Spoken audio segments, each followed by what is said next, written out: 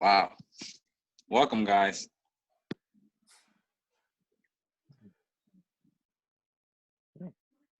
Wow.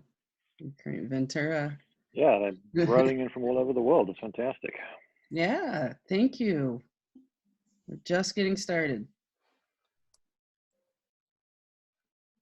Seeing if I recognize anybody. I know. Uganda. Oh, hi. Hesperia, there you go. Been there. Poland, 9 p.m. Gabe, you let us know when you're settled as Okay. far as getting onto your laptop, and we'll For start. sure. With If you want to start, everybody could introduce themselves, and then I could be the last person to introduce myself. Okay, great. So we're going to start with the overview of who we are and what we do first. And so, Jess, why don't you tell everyone about SteadiSchool? All righty. Yay. Thank you so much for signing up and, coming and finding us throughout the social media channels. SteadiSchool is a community that we formed just for people really that just want to learn, the right ways. I guess I don't even know if it's the right ways, but for people that want to learn filmmaking in general across the board, but more focused on the camera department and Steadicam and focus pulling and the relationship between that. And yeah, SteadiSchool is just a facility, but now we're starting to bring it online to you, which is exciting. And this is our very first Q&A. And I know, being a Steadicam operator, my journey wasn't as easy, and it's not for anyone. And so we're trying to provide a space that we really didn't have when we were younger. So hopefully this is a good place for everyone to come to and to learn. SteadiSchool, yay. So here's a Q&A for you. And we are talking to some friends from across the world in the UK. And these are men that I admire and I look up to and aspire to be. And they also have some content that we can all physically watch right now on streaming channels while we're, stuck inside. So I feel like the subject matter, relates a lot to us. And so we're going to try and bring you a good program. Thank you so much, Jess. That was great. And Gabe, why don't you tell us about Learn Filmmaking? What is Learn Filmmaking? Awesome. So Learn Filmmaking is a platform of creators from all around the world connecting with each other, learning from each other. And also we try to bring industry professionals that could teach you through lives, through our platform. And in the future, we're trying to plan and trying to expand more into working with other resources and other companies that basically see the same mission as ours. Excellent. Thank you for that. So, my name is Matthew Borick. I'm a Local 600 focus puller and a SteadiSchool instructor, and I'm going to be the moderator today. We're very excited to have everyone with us, and obviously you've met Jessica Lopez, SOC, who is my fellow SteadiSchool instructor, and now I would like for James Frater to introduce himself. James? I'm a UK-based Steadicam operator and camera operator and Alien Revolution operator. James Blyth, say hello to the people. Hi, everybody. I'm James Blyth, Cape Town, South Africa. I'm a first AC focus puller, doing it good on 12 years now. Yeah, primarily Cape Town, long form TV series, commercials. That's pretty much everything I do. Excellent. Taylor Hill, tell us about yourself. Hey everyone, I'm an LA-based camera assistant, primarily second working on Up, as well as a SteadiSchool student working under Jessica and Matthew, and I'm aspiring to be a Steadicam operator. Carly, thanks for being here. Hi guys. Yeah, hi. I'm Carly Steichen. I am a LA-based camera operator.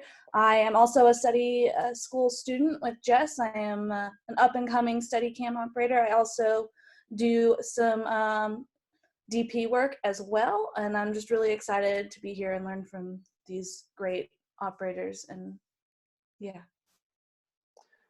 Gabe, do you feel situated there? Why don't you give us a rundown of who you are instead of what Learn Filmmaking is? Awesome. So my name is Gabriel Barkasau. I am producer. I do music videos, commercials, and I have done TV shows in the past, like The Punisher season 2, and trying to get more into the future film world now. Excellent. We're going to start out showing you guys a little clip of some work that the Jameses have done together. I'm going to share my screen with everybody, and we're going to take a quick look at this video. Okay. And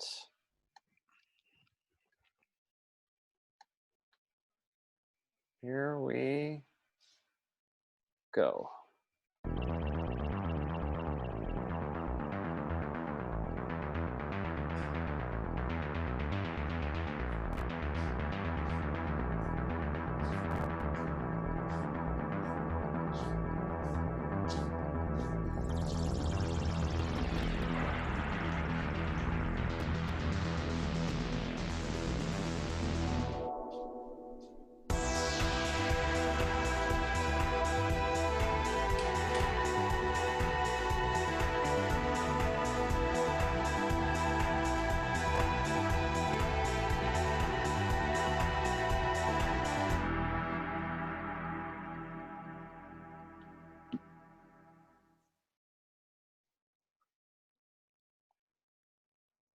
Great stuff.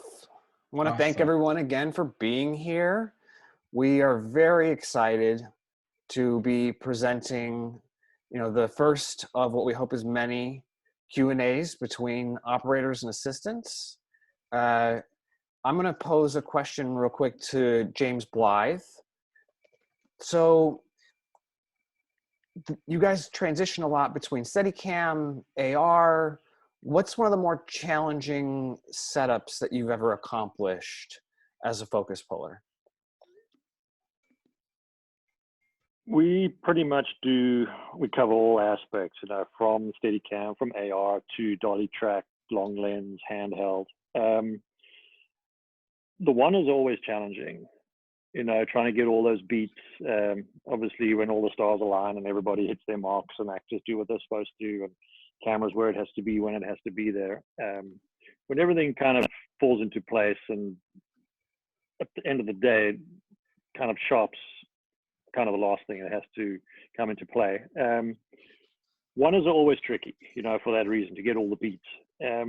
But in terms of the most difficult setup, kind of camera setup, invariably for me is a handheld scenario. If I have to pick one in particular, it was one that James and I were on. That was Dominion season 2. It was a crazy handheld shot. James will remember this well. 150mm primo wide open handheld. Not something to be sniffed at. It's kind of bringing people in close, going out far. I mean, literally our hero drove in a Land Rover, got out the car at about 15 foot, walked into like 8 foot, got a whole lot of stuff out the back, crate of guns, tagging, dialogue, picking up people from far out, coming back in. Everybody's on the move. It's in and out from 40 feet to like minimum focus, kind of 6 foot, 5 foot, back and forth, all wide open. And it's just, that for me probably stands out as one of those shots which you seemingly get once. And after we did the shot, it was one of those kind of fluid movements, you have hands on the wireless, and you hit every mark. And when they called cut, James literally just lifted the camera off his shoulder, turned to me and said, "How the hell did you do that?" And my response was, "I don't know. Let's just do it again." So we did. So we do get all kinds of setups. Every setup shouldn't be disregarded as being easy. Whether it's a lock off, wide lock off. I mean, things go wrong on wide shots, or long lens. Every shot needs to kind of be considered as important and shouldn't be trifled with. but yeah, some of them do really stand out. The unrehearsed kind of freestyle, or actors going freestyle, or action sequences. You've got to hit these beats because you don't want, obviously, you don't want cast kind of coming back and saying, "Well, I don't want to do it again." But the one-ers, those always stand out. You know, they're memorable, and invariably they get cut up as well by editorial. So you do these amazing shots, and then they're never in the final. But that, in terms of the one most difficult shot, was probably that 150mm primo wide open handheld.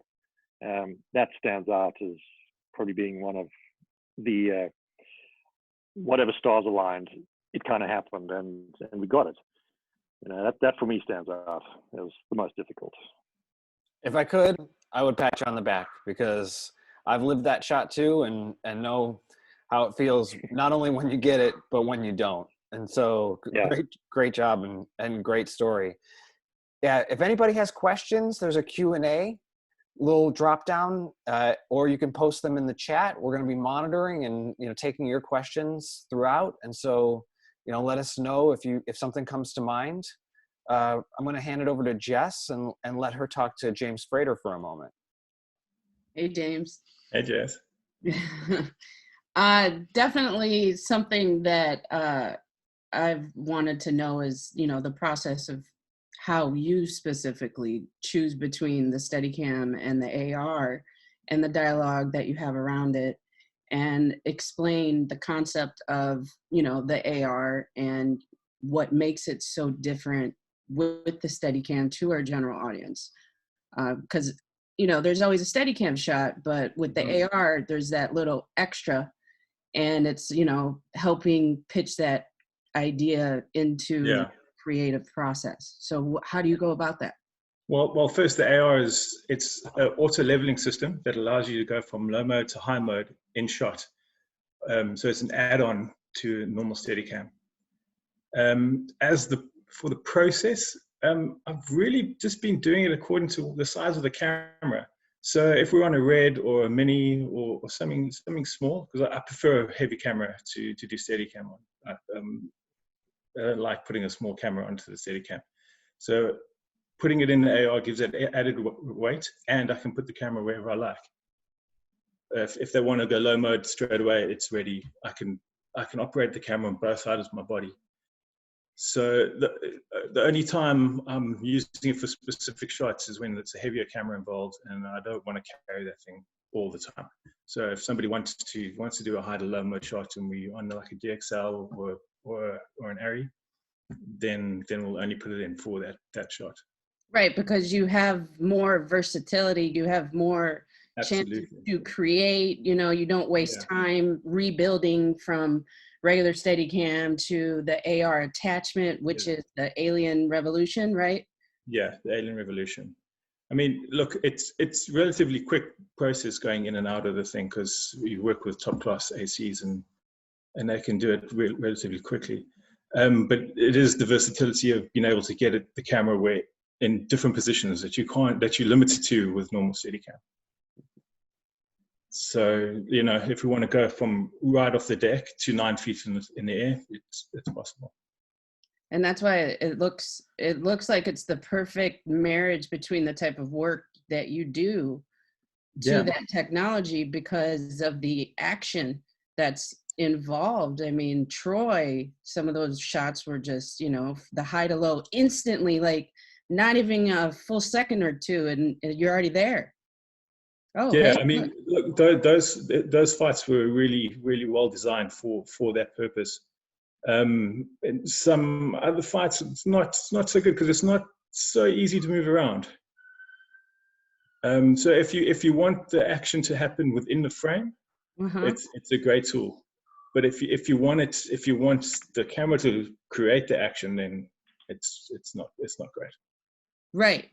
So again, it's just where practice and skill, absolutely, and technology meet each other. Yeah. And provide. It's also great. You can also control the rotation of the camera within the cage during the shot to go Dutch or do a full 360. And that's through a joystick or through an app? Through an app, or you can connect a wheel wirelessly. Nice. So like the DP or the director could initiate that role as you're operating. Yeah, absolutely. Yeah. Which, I mean, it's cell phone based. It's not always always the best, but it's beta testing for MKV. But you really can move that thing up and down really quickly. And as you can see, that rig basically, from what I saw as an audience member, gave this man more power. Like the use of the camera and the storytelling and the camera going down when the guy goes down. It's like it brings, so right here, you know, like with the role, it's bringing more to that stabbing. You know, it's helping. Yeah, absolutely. It makes him more intimate. Yes, and that's what we live for, right? Absolutely.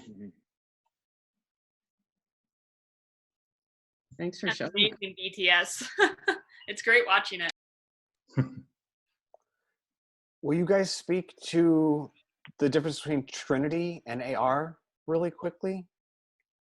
Well, I mean, Jess, you have a Trinity, right? So you'd be able to speak more about that. I do. For me, the advancement of the technology, which maybe that's what we should talk to on, is a hard step for me, because I've noticed that my body is fighting it, like especially my heels, and so it's a massive learning curve.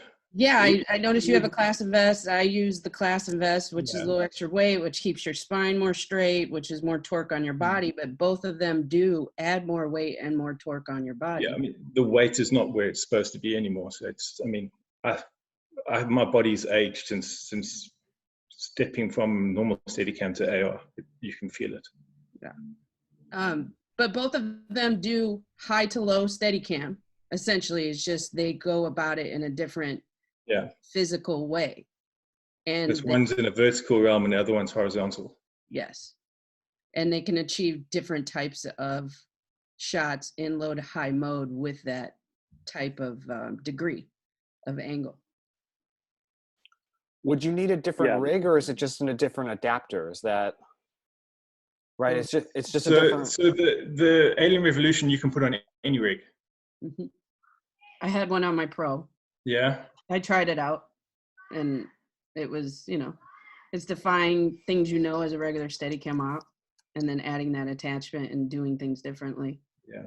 And then you can put a Trinity on a Pro rig as well. Really? Yes. And then I believe you could put it on Tiffin rig too, and maybe an XCS. I guess you could put it in anything if you really wanted to. Yeah, all of them are meant to attach, but if in the perfect world, you would just have the complete setup of the company together. So, you know, all the connections, all the cables, everything just is proprietary. That's all. Hey, Gabe. We have a couple of times. Sorry, just to cut in there. No, please. I haven't done it with operators that have had Trinities, but certainly with James and his AR, is we have found ourselves in situations where we've needed a roll axis on a remote head, and we have literally just taken the AR off the sled and clipped it straight into a 2-axis head. So like the Aurora head, and we've created a 3rd axis. You know, I don't know I don't know anybody certainly here in Cape Town that has a Trinity that's done that, but it's very easily done with the AR, just to throw a 3rd axis onto a 2-axis head. You know, it is versatile. You know, you can put it places, not just on a sled. Right. Yes, I saw they did some of that for, was it a Jason Bourne movie? I think. I'm not sure. Alexa 65 in the. That was on Kingsman. Sorry. Yes, Kingsman. Yeah. Totally different movie, but yeah. Same camera. Same genre too, I think. Yeah. Great stuff. So, Gabe, do you have any questions from the audience that you'd like to throw our way? Yes, we do. So Hudson Stanford, for both James. You both seem to work together quite a bit. What do you both do to your communication and connection? Whoa.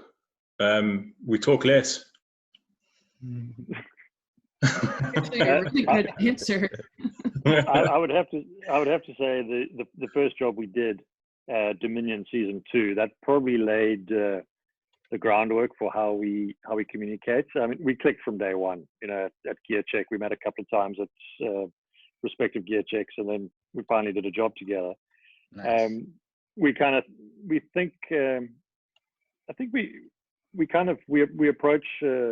things the same way. We have a similar mindset, and when it came to the operating, at least me having to pull for James as an operator, he's very vocal and very specific in what he's trying to achieve in his shots. So he will say he's going to go from this position to that position. He's going to move a particular way, or he's going to pick particular beats. You know, so okay, I need to be here, I need to be there. You know, focus wise. And so I did kind of, after a while, operating becomes intuitive, and that suited very much my style of focus pulling. You know, I don't always just pull by numbers. You know, I don't just it's not a color by numbers. Just hit the beats. Obviously, director wants specifics. You give the director what they want.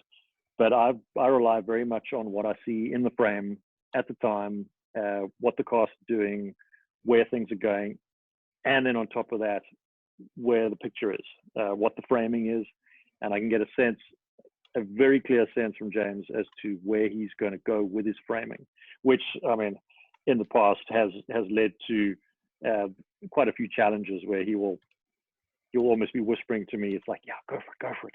You know, like trying to throw a focus rack or something, and then other times he's like, no, don't go. You know, there's almost a bit of baiting, a bit of like kind of competition as to see who can outdo the other, which does lend itself to a lot of creativity and a really good rapport on set, you know, in terms of a shooting style and just grinding through the work that needs to be done and actually producing really good results at the end of the day. Nice. Awesome. Great answer. Great stuff. Gabe, you got another one for us, perchance? Yes, I do. Go for it. So we have a question from Freddie Davis. Can you explain the importance of blocking and rehearsal? How does this affect the relationship with art direction, production design, and everyone else on set?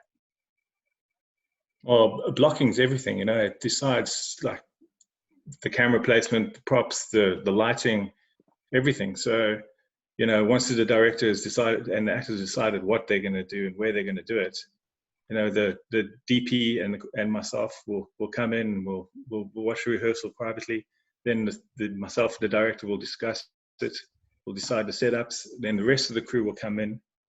We'll do it one more time, and then we'll chuck some marks down, and then we set up cameras. And, you know, it's pretty much the most important part of the scene, I think, because that gets the ball rolling. Right.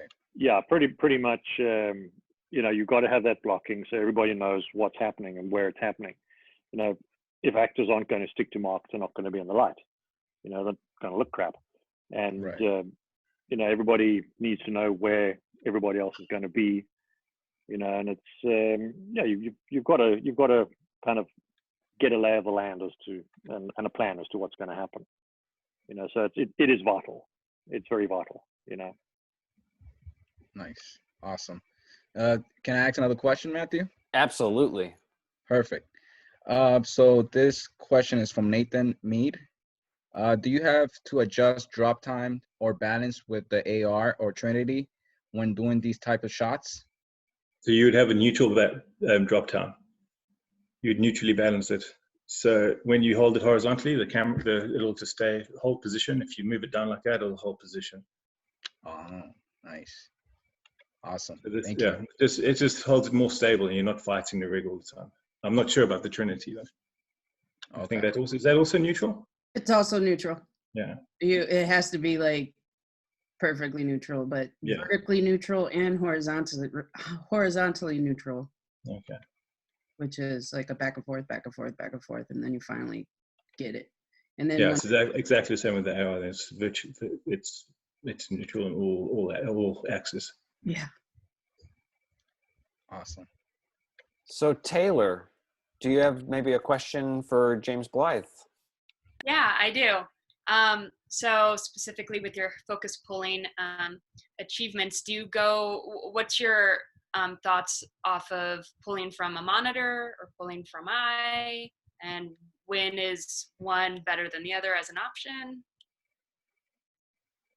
I cut my teeth pulling crafts by eye. You know, you have to. I think you really want to have that as a grounding. I see a lot of junior ACs, or junior focus pullers, stuck in a monitor. But the time comes when you actually have to be able to step away from a monitor, especially in high energy, fast movements, you know, action sequences, or even long oneers at times. You know, you got, especially Steadicam, you know, you're on the run, or you've got these long sequences where you have to be able to step away from a monitor, because, well, first of all, you got to be able to see where you're walking, because you don't always have advantage of long range focus and video. But to have you got to have that grounding in being able to pull with the eye. You know, monitor pulling is its own dark art. As I've been asked many times by DPs, how do you pull off a monitor? And my only answer is it's a dark art, especially when you've got people coming into frame and you've got to make sure you're on them, sharps wise. But being able to go one or the other, you should be able to do both. But I think in this day and age, there's a constant need to shoot everything wide open, which, you know, is not necessarily the best thing to be doing given the glass you've got on the camera. The lenses aren't always best wide open. I've done a lot of jobs which are handheld. You know, a lot of actors don't hit their marks. So you've got so many variables being thrown at you, and things change so often. And the digital kind of format has brought about has taken depth of field and kind of carved it up into like very thin wafers, you know. So being able to get into a monitor as and when, you know, to get those fine sharps, you know, especially if you into close-ups and you've got like 3/4 fronts and you want to like bounce between eyes, you know, depending on the scenario or whatever the scene is giving you, being able to pull off a monitor and being able to step away from a monitor, especially when your battery dies and now suddenly you don't have a picture in your monitor, and you have to be able to actually look up and see what's going on, and being able to just pull it, you know, traditionally, you know, you definitely have to be able to do both.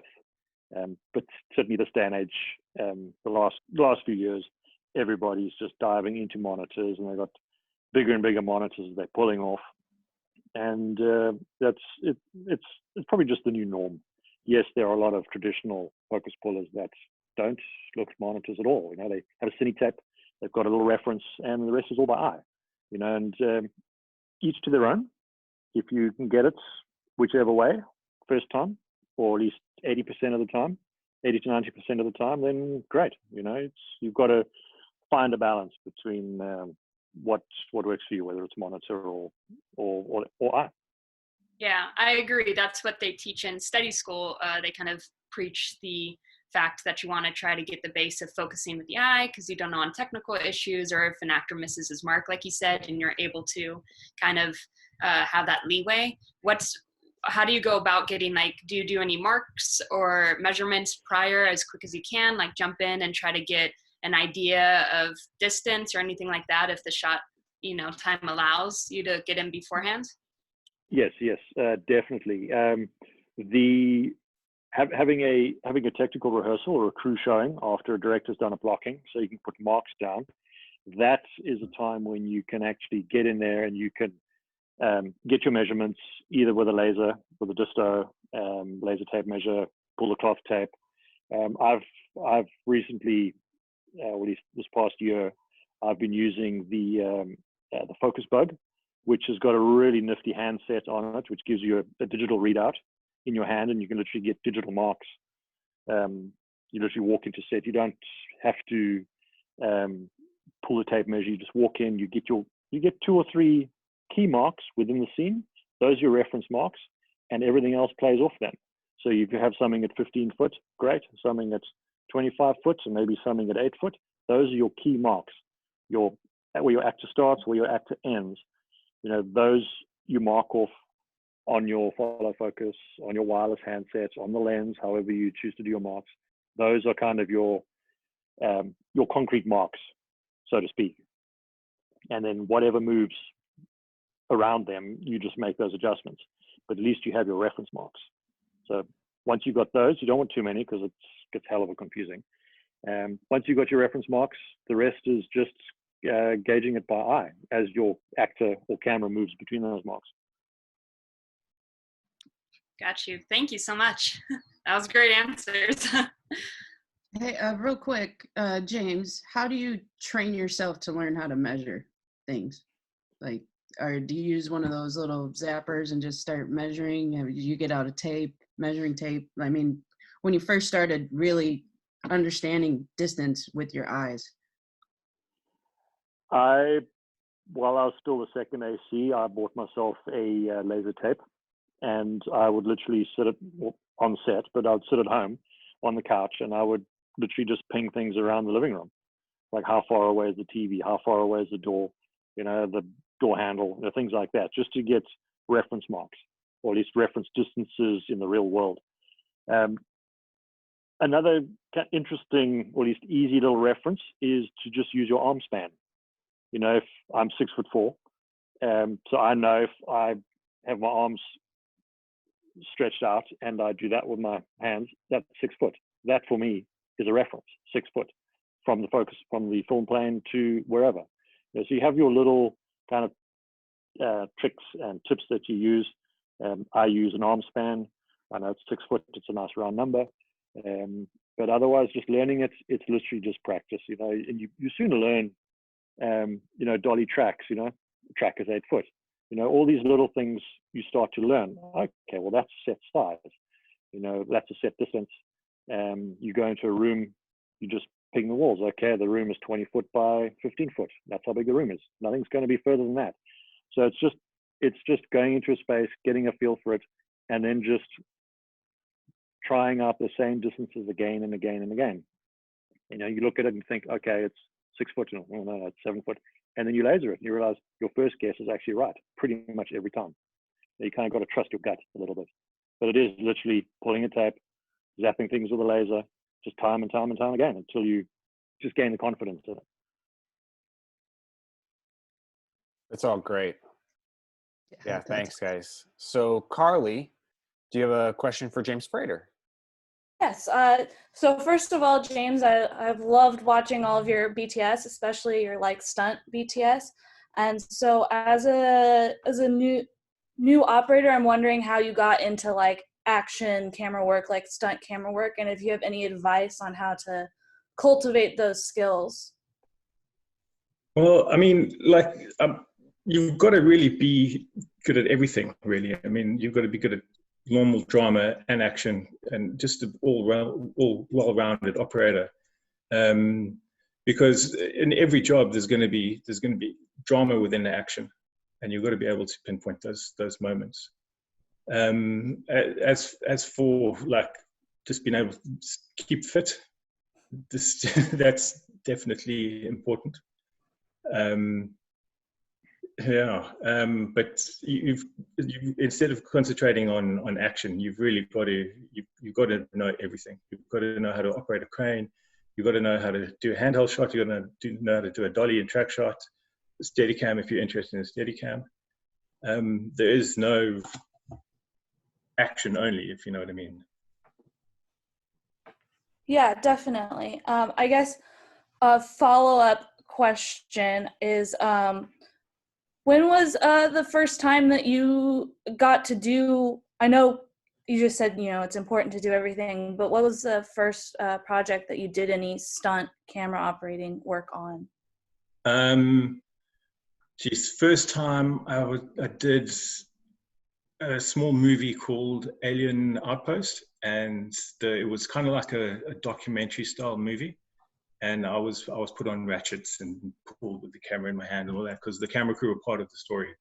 That was pretty much the first time I was involved in that kind of stuff. And it was like we'd be running around chasing actors in explosions and all sorts of stuff like that.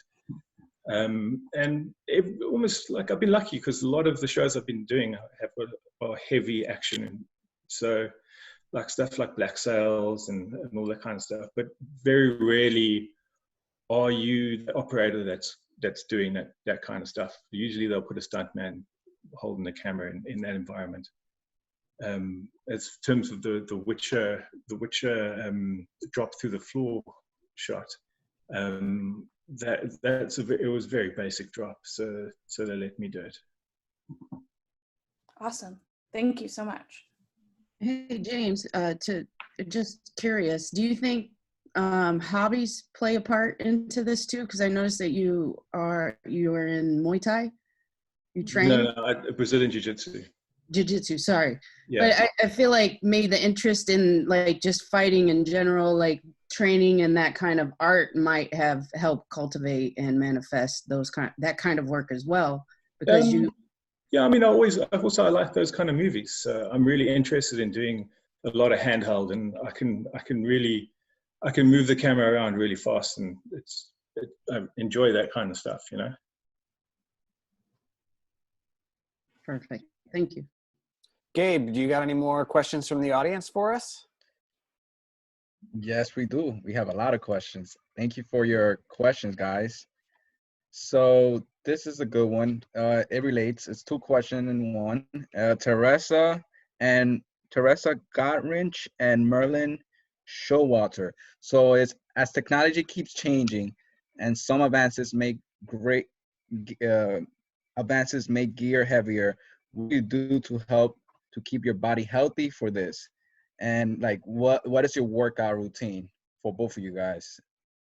Yeah, man, I train every day.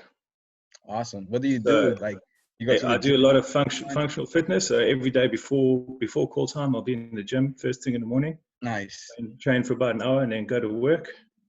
And then I'll try do jiu-jitsu in the evenings, like 2-3 times a week. Yeah, it's a lot more than me. Yeah, I'm not the one carrying around that device. But yeah, I've seen James carry that Steadicam rig around a lot, you know, and it's a beast, you know, and you've got to be fit, you know, and I think a lot of it you can. Well, there's only so much that you can actually kind of train for, you know, like functional training, like get your body kind of primed for it, but the rest is probably Jess and James will probably agree. It's like you've actually got to wear it. You've actually got to do man. it. You've got to train your core. You know, and it's like, yeah, right. It's I've a lot of focus pullers, and especially a lot of loaders like to ask Steadicam operators, "Hey, can I put on your rig?" I never asked James. He made me. He made me put it on. Yeah, not something I want to do. Yeah, Gabe, I'm not as heavily into training like James, but yoga and just outdoor hiking and, you know, just getting physical every day as much as possible. Roller skating, like that's my thing. Like 4 hours in a skating rink is like wearing a rig for a day. So, you know, it's like having physical outlets that train you to keep up with the rig. But nice. So for you guys, for Jess and both James, so how often you practice Steadicam? That was from Nick Sutton. Before or before I started my career, or now? Probably both. I'd say before and now. Yeah. How? Well, before I trained a hell of a lot every day for months and months on end before I took a job. Now nothing. I work so much. I don't want to put it on if I'm not working. Okay, makes sense. Yeah. Jess, do you still do some training exercises, or is SteadiSchool all the training you need? No, I still train. For me, it's definitely good exercise. For me, it's also an escape into, out of just something I love doing. Nice. So I practice a lot starting out constantly, would even get friends together for practice sessions. I'm sure you've done that too, James. And then after a while, you just start working, you practice less. But sometimes when I'm probably, doing more handheld or regular camera work, I'll go and play with the rig and practice just to make sure my body still remembers how to take a beating in the rig. Because it Awesome. kind of likes to dissipate over time. It does. It does. So you got to remind it. Those 2 days and then you drive are really painful. Yeah, I'm actually wondering how we're all going to be after this. I've been trying to get some practice in the apartment, just to remind myself, hey. Yeah, I think I'll second you on that, because if I'd always try and take a couple of weeks off after a long job, but those first couple of days, you haven't been at the wheel, or like you guys wearing your rig. Those first couple of shots or those first couple of days, you do feel like a little rusty, so you've been away from the machine for a little bit too long.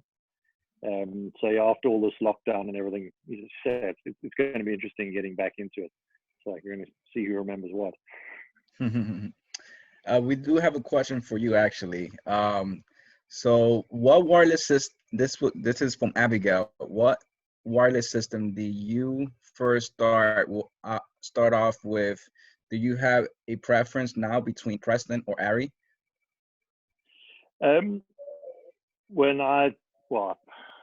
The first wireless systems that I played with was the Preston, from the Mark 1 up. Arri, Arri it had its issues early on, so I was very much a Preston fan, Preston on Cinetape. Okay. As in when Cinetapes were available. But now I would have to say the last several movies or long forms I've done, Arri wireless. Certainly if you're shooting Arri, the integration that you have of the handset with the camera and with the any rangefinder system you've got, whether it's Cinetape or the Cine RT focus bug, they all integrate into that system, and you've got camera control.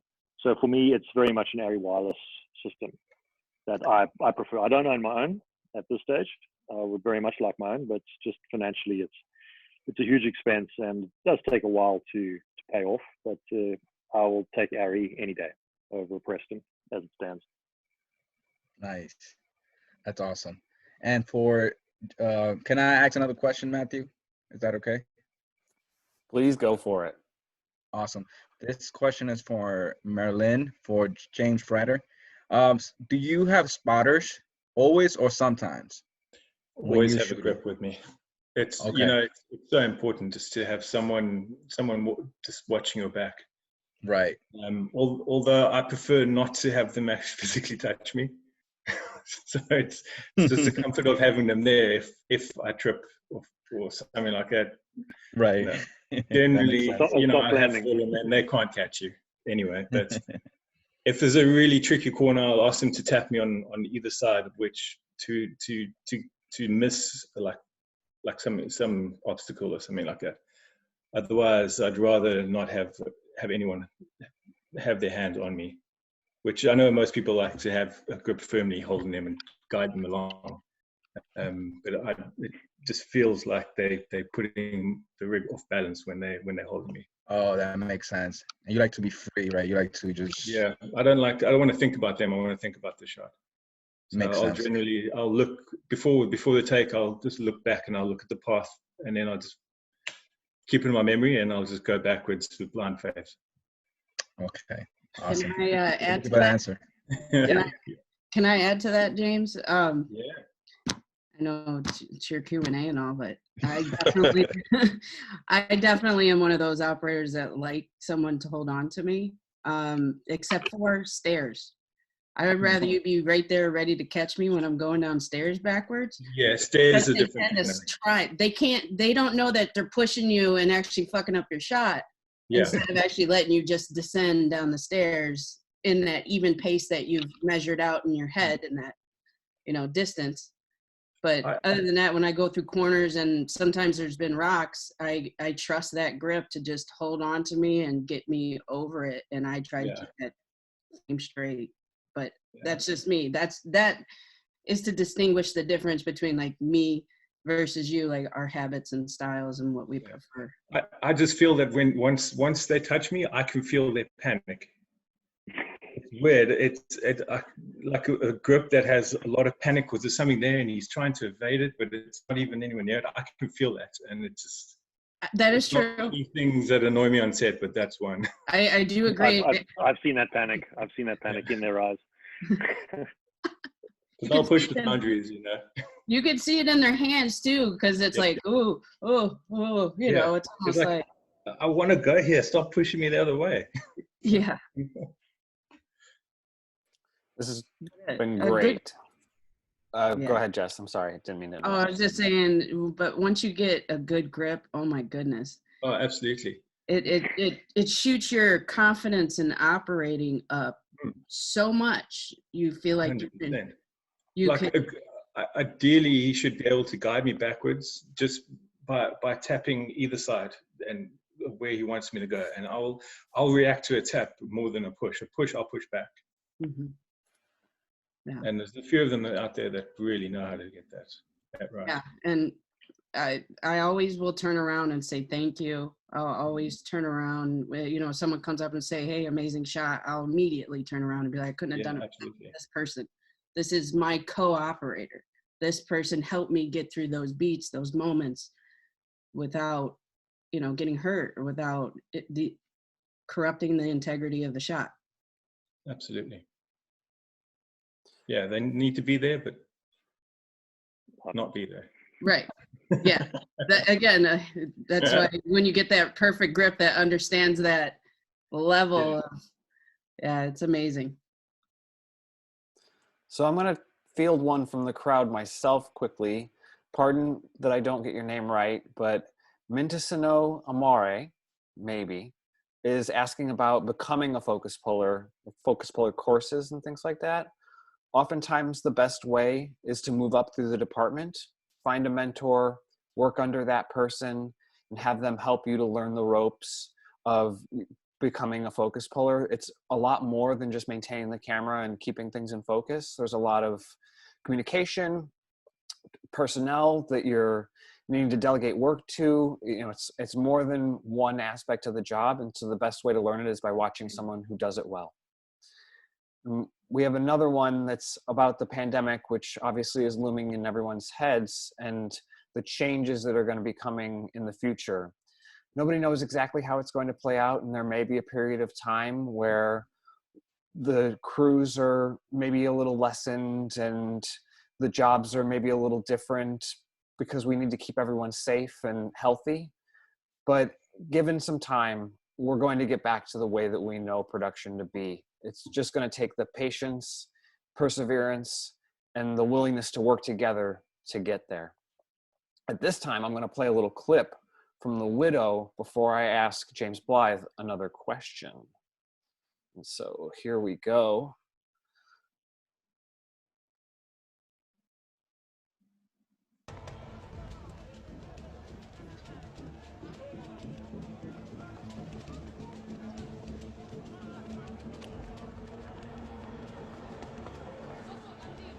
Earlier, James Blyth had mentioned the idea of a oneer and planning a oneer, but then editorial cutting it up anyways. Yeah, this was initially set up as a oneer. James will be able to explain that a little bit more in terms of how the director then wanted to change X, Y, and Z. But initially it was supposed to be a oneer. So we'll watch it out. And, well, I mean, the bulk of it is essentially a lead and a follow. Yeah. So I think the idea was to actually initially have it as a single take. It seems to cut away so much for the original idea to have been to do it in a single piece of coverage. Oh, that's the thing that you know, they want to do these wonders, but then I think nerves set in, and they really can't commit to that kind of shots in the TV drama. This was probably technically one of the most difficult shots on the show in terms of trying to get all this to actually work. Or at least for me, I found it the most difficult.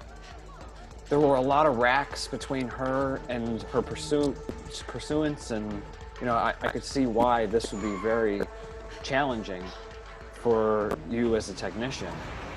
Yeah. The main the difficult shot on that was the pool. You know, because we're all moving backwards. James's, I mean, camera was probably about it got into about 3 foot away from Kate during that shot, especially when we're running. And so James he's going backwards. There was no Don Juan. He was literally going backwards. He had a grip giving him the shoulder taps, because there was a lot of obstacles to dodge on that.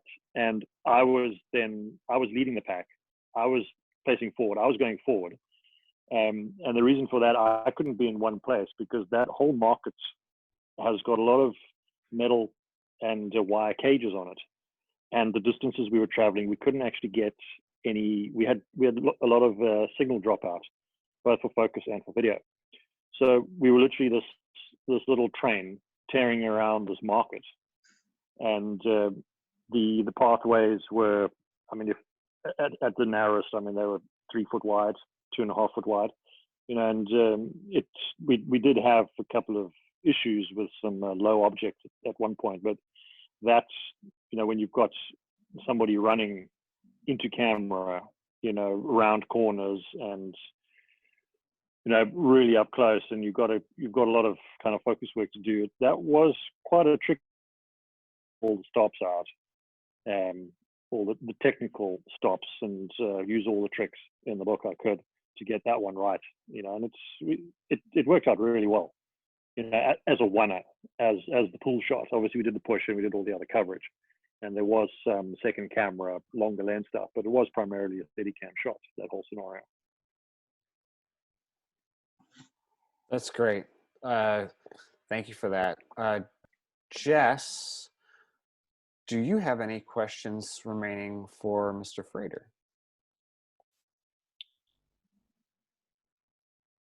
I have probably a question, you know, that I just want to know as a fan of yours. How did you get started in Steadicam? Well, so I worked my way up, obviously, and as a focus puller, I was absolutely fascinated by it. Every time there was an operator and a Steadicam operator on set, I made sure I'd be the one assisting him, and I just learned as much as I could from them. Every single one that came in from overseas, the local guys, I just sponged up all of that knowledge. And I just knew that one day that this is what I want to do. This, without a doubt in my mind, this is where I'm going to go, and I'm going to visualize it, I'm going to see it, and it's going to happen. And then one day a producer overheard me saying this, and she phoned me up and said, "Hey, we're doing a free movie. We've got a Steadicam. Do you want to come do it?" So I was like, "Well, you know, I've never done it before. I don't know how to do it." And she said, "No, just come. It's free." And I did, foolishly. And they didn't ask me back the next day. And then was back to focus pulling, and that failure made me really, really determined to do it. And I got a hold of a rig, an Italian one called the Unedited, which I just practiced on and practiced and practiced and practiced and practiced. And then at that stage, I was the A camera operator on a British TV show called Wild at Heart. I'd worked my way up from the A camera focus up to A camera operator in 3 years. And then I just said to the director, "Hey, I've got a Steadicam at home. Do you mind if I bring it in?" And he said, "Sure." And that was it. just cut my teeth on that series, and after that, I haven't looked back. Very good story. Thank you for sharing. But I definitely understand, and I think a lot of us do in the industry. You know the feeling when you found, I think, what you were meant to do. You know. Oh, absolutely. Yeah, I mean, I'm obsessed with it. Really, just like it's an incredible machine. Gabe, you have Awesome. any more questions? Yes. Yeah, good. Share them. So it's basically it's relates to what Shu was talking about, you know, how you got into this, you know, how to become a Steadicam operator. But we have a lot of people from all around the world asking. This is like 2-3 people just ask. Hector Flores, he asks, for example, for somebody that's starting out, you know, what's a rig that he could get with low budget? And somebody else asks, also relates to the same question. What was the point in your career did you decide to buy the rig? So, well, I had 2 loan rigs first. So I had this Italian rig, which was loaned to me, and I sub-hired it. And Yeah. I only had it for a couple of months. And then I did a movie called The Bang Bang Club, where I was actually the A camera focus on it. But I took a chance, and I told the DP that the only way I'd focus on his movie is if he let me do the Steadicam. And he went for it. So Nice. after that movie, someone from Arri Media and Arri in London contacted me and offered me a Ultra 2, which I ran for them for about 2 years until I had enough money to buy an MKV. That's nice. Awesome. Thank you for that answer. Another question is from Teresa Gonrich. What do you look for a good grip aside from them not touching you or having a nervous energy? Well, I think Jeff explained it better. Look, my grips need to have your back no matter what, you know. Even if I don't like them touching me, I really like they need to be there to make sure you don't fall. Right, it's true. And that's the most important bit when it comes to Steadicam. I know that, you know, a lot of guys that like to have like ramps made over certain obstacles and with down steps or something, but I'm not like that. I just put the rig on and go. And if there's an obstacle, I pretty much just find my way through it by myself. Nice. Which isn't necessarily the right way. You should be doing it with the grip's help, where, you know, like you get about it and everybody starts clearing away the path that you're walking, and they're like, why, guys? You could walk there. Just leave it alone. Right, it adds more depth to the story to let people just be themselves and help get the grip to help you get through. Yeah. It probably there's probably a real element of experiential. I mean, this is all experiential learning that we do. You know, you're wearing a Steadicam rig, you know, and you are pushing to get the shot done. So maybe at times you're going to push yourself a little bit harder than maybe you ought to, and you know, something doesn't work. And it kind of, at the end of the day, I think it comes down to actually relying on those or the rest of the team around you, not just camera team, but you've got your grip team around you, know, to actually rely on your colleagues around you, because you're all there as a collective to get the shot, to tell the story, you know. So to use the skill sets around you, you know, because it doesn't have to be an ego thing, you know. You're there for a common goal. Now, obviously, you want to succeed in what you do, but to actually be able to say, listen, give me this help here. I'm not seeing my way through the shot because maybe it's a pull shot. I got my rig on. You know, it's like, as James and Jess said, a tap on the shoulder or guide me here. You know, it's very much a team-based business that we're in. You know, if you want to be a lone wolf, you know, lone gun, then you go off and you shoot your own stuff. But what we do, you know, it's team-based, and the better the team that you have around you, the more confidence and the better the product you're going to produce. You know, and you're going to excel as a result. And to that, like the importance of communication, like just really talking it out with your grip and understanding and having a common language and respect for each other will get you through those shots. Yeah. So it's important for a dolly grip to understand the shots as well. And it's not just pushing a dolly. He needs to understand framing and timing of the shot. You know, he's running the pace of it. Yes, especially the speed and the movement. Absolutely. And the starts and the stops. Yeah. You can see a hard start, and then a nice fluid, easy push you can barely see in the story because it's just so fluid. You don't even know the camera's there. Yeah, and a good dolly grip will forgo his marks to adjust accordingly if the actor misses his marks or something like that, or their marks. Mm-hmm. You know, he needs to know what he can do to improve the shot. Gabe, you got another one for us? Yes, I do.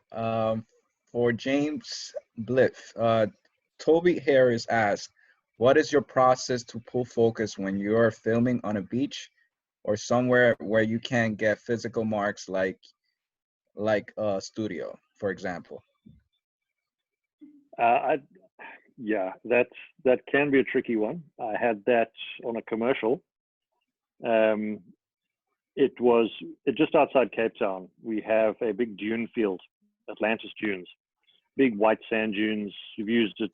It's been used as desert. It's been used as snow and ice, you know. And I had a shot where we had a guy on horseback, charging towards camera. And I had the DP ask me, so you're going to get some marks? And I was like, well, I could, but then I'm going to like screw up your foreground. In those instances, you literally have to rely on judging that distance. And if needs be, depending how long a lens, you stick your head in a monitor and you've got to use the tools that you have at your disposal. You know, you can't just rely on one thing. You kind of got to use everything at your disposal. You know, any tricks that you have, you just got to use them. You know, and so you've got to trust your pool. You know, if you've got a start mark and you've got an end mark, if you can get something in the middle, you've literally just got to trust those marks. And invariably, when it does go wrong, a focus puller pulls too fast. You know, it's just like breathe, take it slow, and just pull it. You know, it's easy said. It's much easier said than done. You know, it's a dark art, but you've got to use everything at your disposal, whether it's a monitor, whether it's eyes, whatever. Right, and you have a lot of practice. There's no set formula, really. You know, if you can get marks, yes, that's a formula. But otherwise, you know, it's like shooting boat to boat. You know, you're in the water. You know, it's difficult.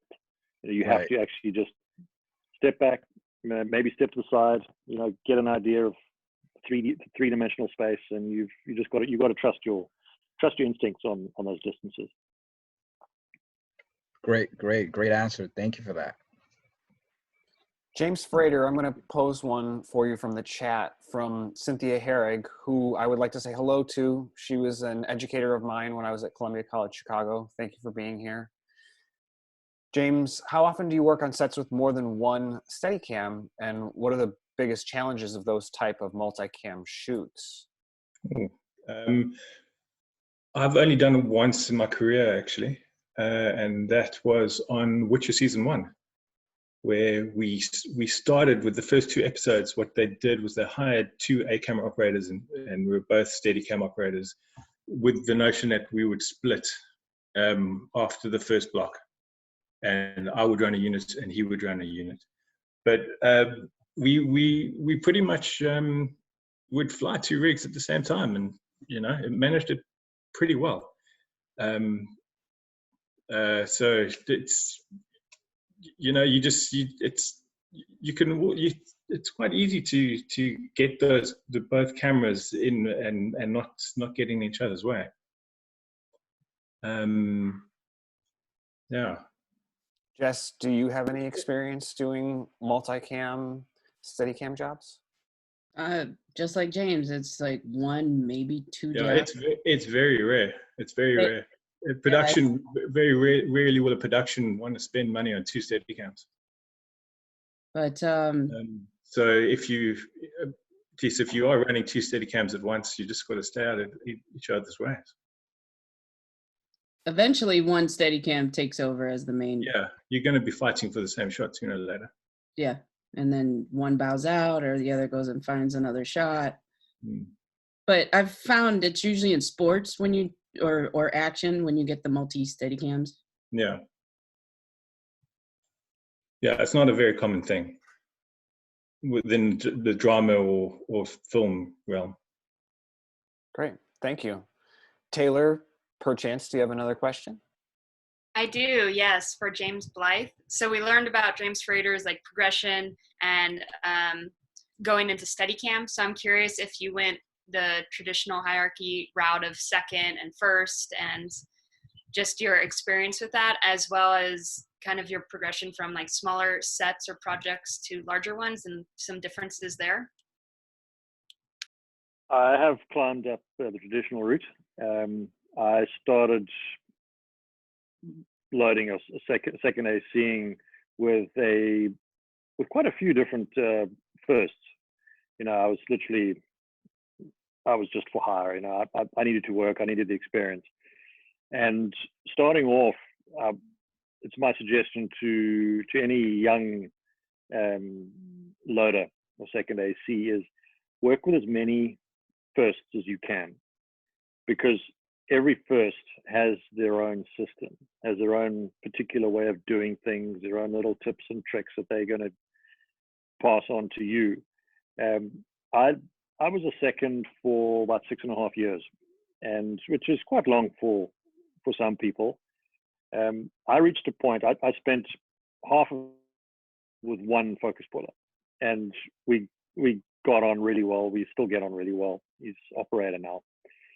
We did a lot of commercials. We did a couple of movies. Oh, you still hear me there? Yeah. I think my headphones are dying slowly. I reached a point where he actually took it upon himself to kick me out, to give me the boot, because he just said to me, he turned to me and said, "Listen, buddy, I can't teach you anything else. You need to get out there and pull focus," which I did. You know, I came off a job and I had a couple of small focus jobs lined up. So I went off on those, and then he booted me out, kicked me out the nest, so to speak. And I needed it because I was bored. I would literally be at the film lab, and out of 40 rolls of film, all sorted out, all canned, neg reports written, and that was the day's work. And I wouldn't remember doing any single one of those cans. You know, it just became so automatic.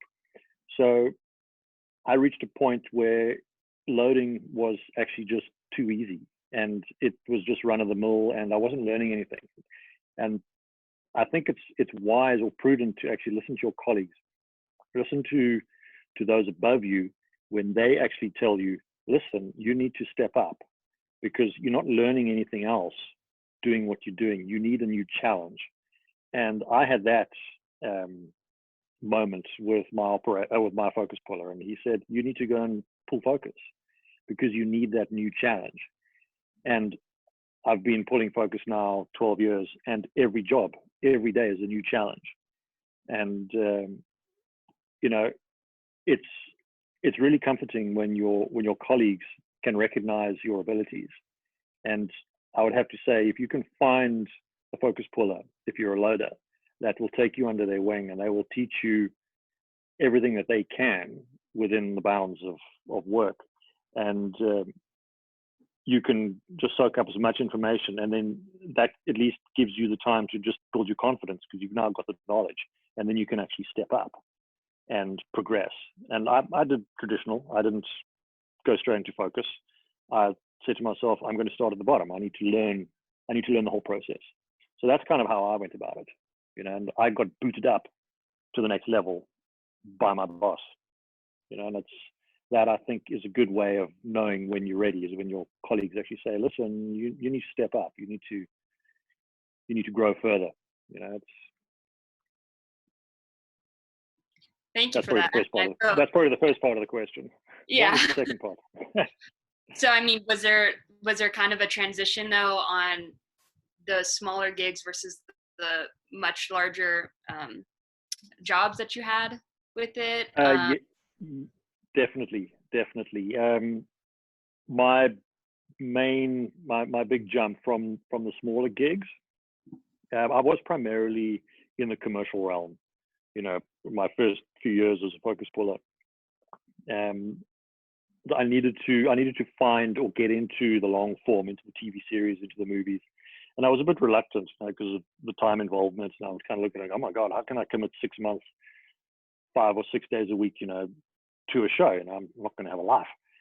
But I made a decision, a conscious decision. I need to do the long form, because movies, films, TV series, they for me are where you really can hone your skill, and you can take everything you've learned, you can put it into practice.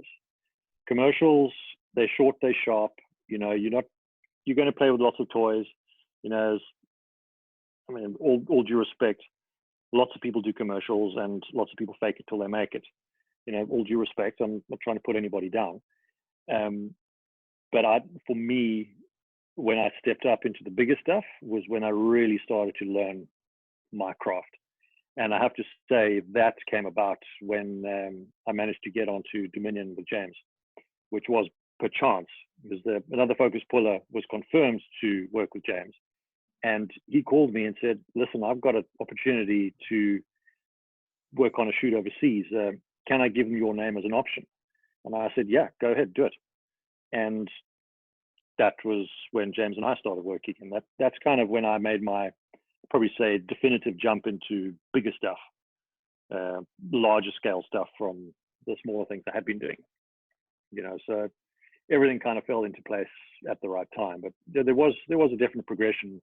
You know, as your confidence builds, so you're willing to jump in and take bigger chunks and jump into bigger projects. Thank you for your answer. A lot of people in the chat are also, you know, very thankful because they're kind of transitioning. Like me, I'm second to first. And so it's nice to hear that, you know, I was also taking the approach that there's no rush. I do want to learn the ins and outs of everything before trying to climb quickly. And so it's like reassuring to know that, you know, you want to build your skills as well as your confidence before proceeding up too quickly, you know? Yes, I totally agree with you there. But there does come a time when you actually have to be willing to say goodbye to one and actually fully jump into the other. It is difficult because, like, you've got to survive, you've got to live, and you get known as a second, and you're just starting out as a first. And until you kind of have enough focus work to kind of sustain you, you're still having to rely on the work that everybody knows you for.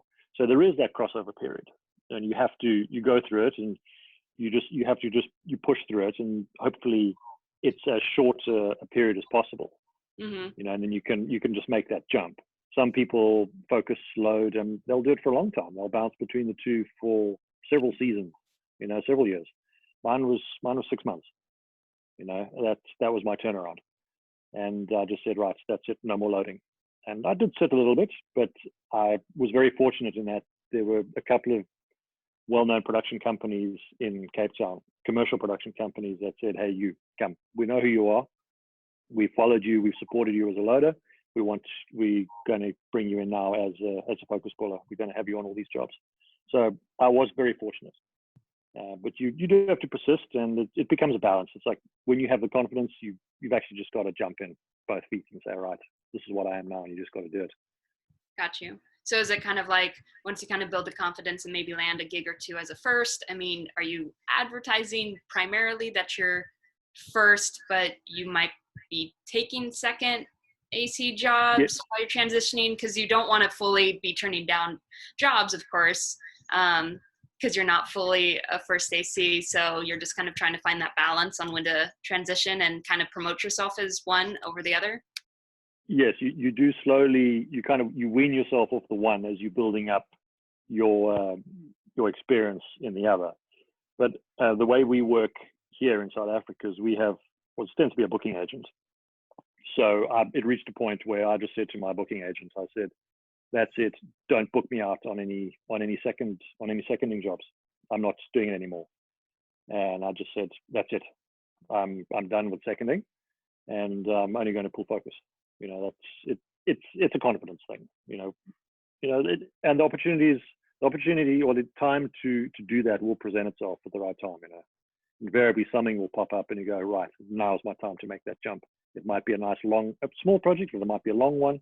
It gets you the experience, and it gets you a good period of time doing what you want to do, that next step up, and then you can just ride the wave of that one straight onto the next one, you know. And then it comes down to your network at the end of the day, who you know. Well, actually, who knows you. Great, thank you so much for your answer. I think exactly the same applies from focus to operating as well. It's the same jump. It's just, you know, when I was operating as a focus puller, it made me a better focus puller when I had to go back to do it.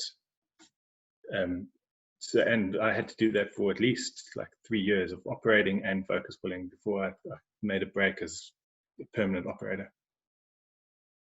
Well, so Pete Blakemore and I want to know, James Blyth, do you have any intentions of moving up? I'm personally a career technician, but that doesn't mean that you are. I feel I've been asked that many times. When am I going to step up? When am I going to step up? You know, but I think I feel like you. I'm very comfortable. I'm not comfortable. Comfortable is probably not the right word. I feel confident in being a career technician, a career focus puller. I feel I'm fairly good at what I do. I really enjoy doing what I do, and having a kind of technical savvy that I feel I do. I feel I'm being an operator. That skill set of mine might be slightly lost if I'm not a focus puller, in a way. You know, it's another one of those kind of juggles. But I enjoy being a focus puller. I like the challenge of it. I find it very rewarding. I find it very creative. You know, the interaction between operator, between director, having my own little spin on where to put focus. You know, how to tell the story. Exactly, yeah. And sometimes what I see is not what a director sees, and I'll go motivate. I'll go and talk to them and say, "Well, I feel this because of that," and have those discussions. You know, and it opens up ideas for them, and they say, "Yes, go with that," or "No, we'll do that on the next take. Give me what I want." I'm like, "Cool, we'll give you everything you want," but it helps. I like being part of the creative process from that way. Just give me a picture and I'll play with it, as opposed to let me try and find a picture for you. You know, I don't feel I'm ready to make that jump. I think I'd like to at some point, but I'm also very happy and confident and content being a career focus puller. Yeah, same. I feel like I need to work under competent operators for a longer period of time before I can think I know what a good frame is. Yeah. Carly, perchance, do you have another question for Mr. Frater? I do. I'm actually going to bring it back to The Witcher because I'm a huge fan. I love the show. And I love all of the action sequences in The Witcher. I'm curious on if they were done in longer takes that were then broken up, or if they were done in shorter, more specific takes. And also if, I guess, both of you have a favorite sequence in the show that you did. So, I mean, different fight scenes were shot differently. So I know the Blaviken fight scene, there was that big one. Unfortunately, I didn't get to do that. I got to do the second portion of it, because what we did was, those were reshoots.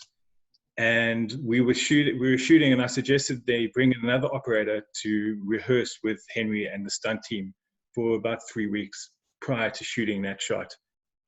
So they brought in a separate guy. He spent 3 weeks learning that shot, and then they shot that in 1 day, played it out in the one day, and in the second portion we shot traditionally with 2 cameras when he actually fights Renfrey. And then what other scenes were the Strigger fight that was shot over 2 days. Okay, well, this is the Blaviken fight. This was 2 cameras. We did this over 3 days, I believe. And then when we got to the Strigger fight, that was just 3 days of fighting in those hallways, and then we had the drop rig that we had to accomplish. But because the art department said it was such a big reset, they planned to do shots in the passageway and then go and do a take of the drop rig and then reset it. While they're resetting, we'd go and shoot other stuff. But what we did was, the reset wasn't that bad, so we just got on. We did one take where I just wanted to feel what it was like to drop from the rig, and then 4 takes later we had it. Awesome. And did you have a favorite sequence in the? It doesn't have to be an action sequence, but in The Witcher, did you have a favorite? In The Witcher, that you I love that sequence I was just playing there. I think it's an incredible stunt sequence. Working with Henry is unbelievable, because when an actor is doing all his own work like that, there's so much drama within that fight that you can see the beats. It's just not random movements. You can see the story told within the fight movements. It's great. Awesome. Thank you.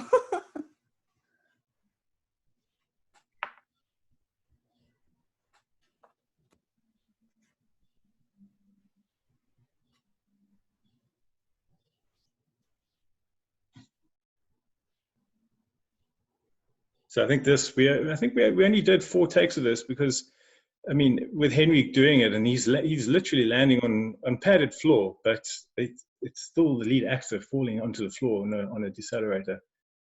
And I think the 3rd take, my feet got hooked onto the floor, and I went down head first and swung around like that. So it was pretty scary. But yeah, a couple of takes and I was done. That's awesome. That's great. Thank you for sharing. Gabe, any more questions from the audience? Yes, we do. So we do have one from the chat. Manti asked, what was the toughest set you have been into, and would you like to share your experience? For me, James Blyth, yeah. Toughest sets I've been into. There've been some fairly tricky ones. I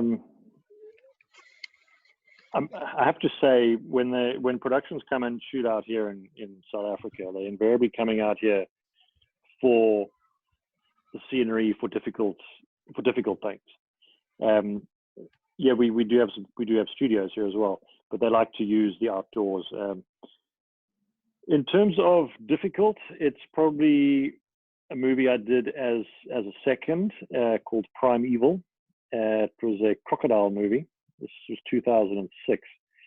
It was probably temperature-wise mid to high 30s Celsius, so we're talking high 90s Fahrenheit. We were in tick-infested bush.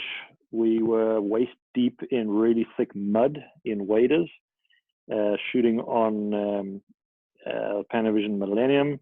It was all film, primarily handheld, short loads. Yeah, that is the one show that when we're on another job and conditions are bad, it's pouring with rain, the wind is howling, it's like crap conditions. And there's somebody else that was on that crocodile movie is on the same job. We generally just look at each other and go, well, it could be worse. It could be that show. So that movie is probably kind of the benchmark, for crap scenarios. Because it didn't get any easier. Because from the high temperature, humidity, tick-infested, muddy waters, we ventured into shooting on barges at night in winter under rain machines simulating tropical Burundi in the middle of Africa. So I would literally do a board. I would put my slate down, and for the next take, I'd pick it up, mark the shot, and ice would fall off. You know, it was -6 degrees centigrade. The mountains around us at sunset were brown, and in the morning they were white with snow, and we were not expecting snow. So yeah, that movie kind of has everything in terms of crap conditions. Yeah, you win there. Gabe, do you have another one? Yes, awesome. Thank you for sharing that, James. Another question will be for James Frater. What is it like to work on a scene like the massive sword fight scene in The Witcher, when you're dealing with a lot of fight choreography? Well, I mean, everything's planned out, and so, you know, it's a very slow process. You know, it's every shot is planned, and you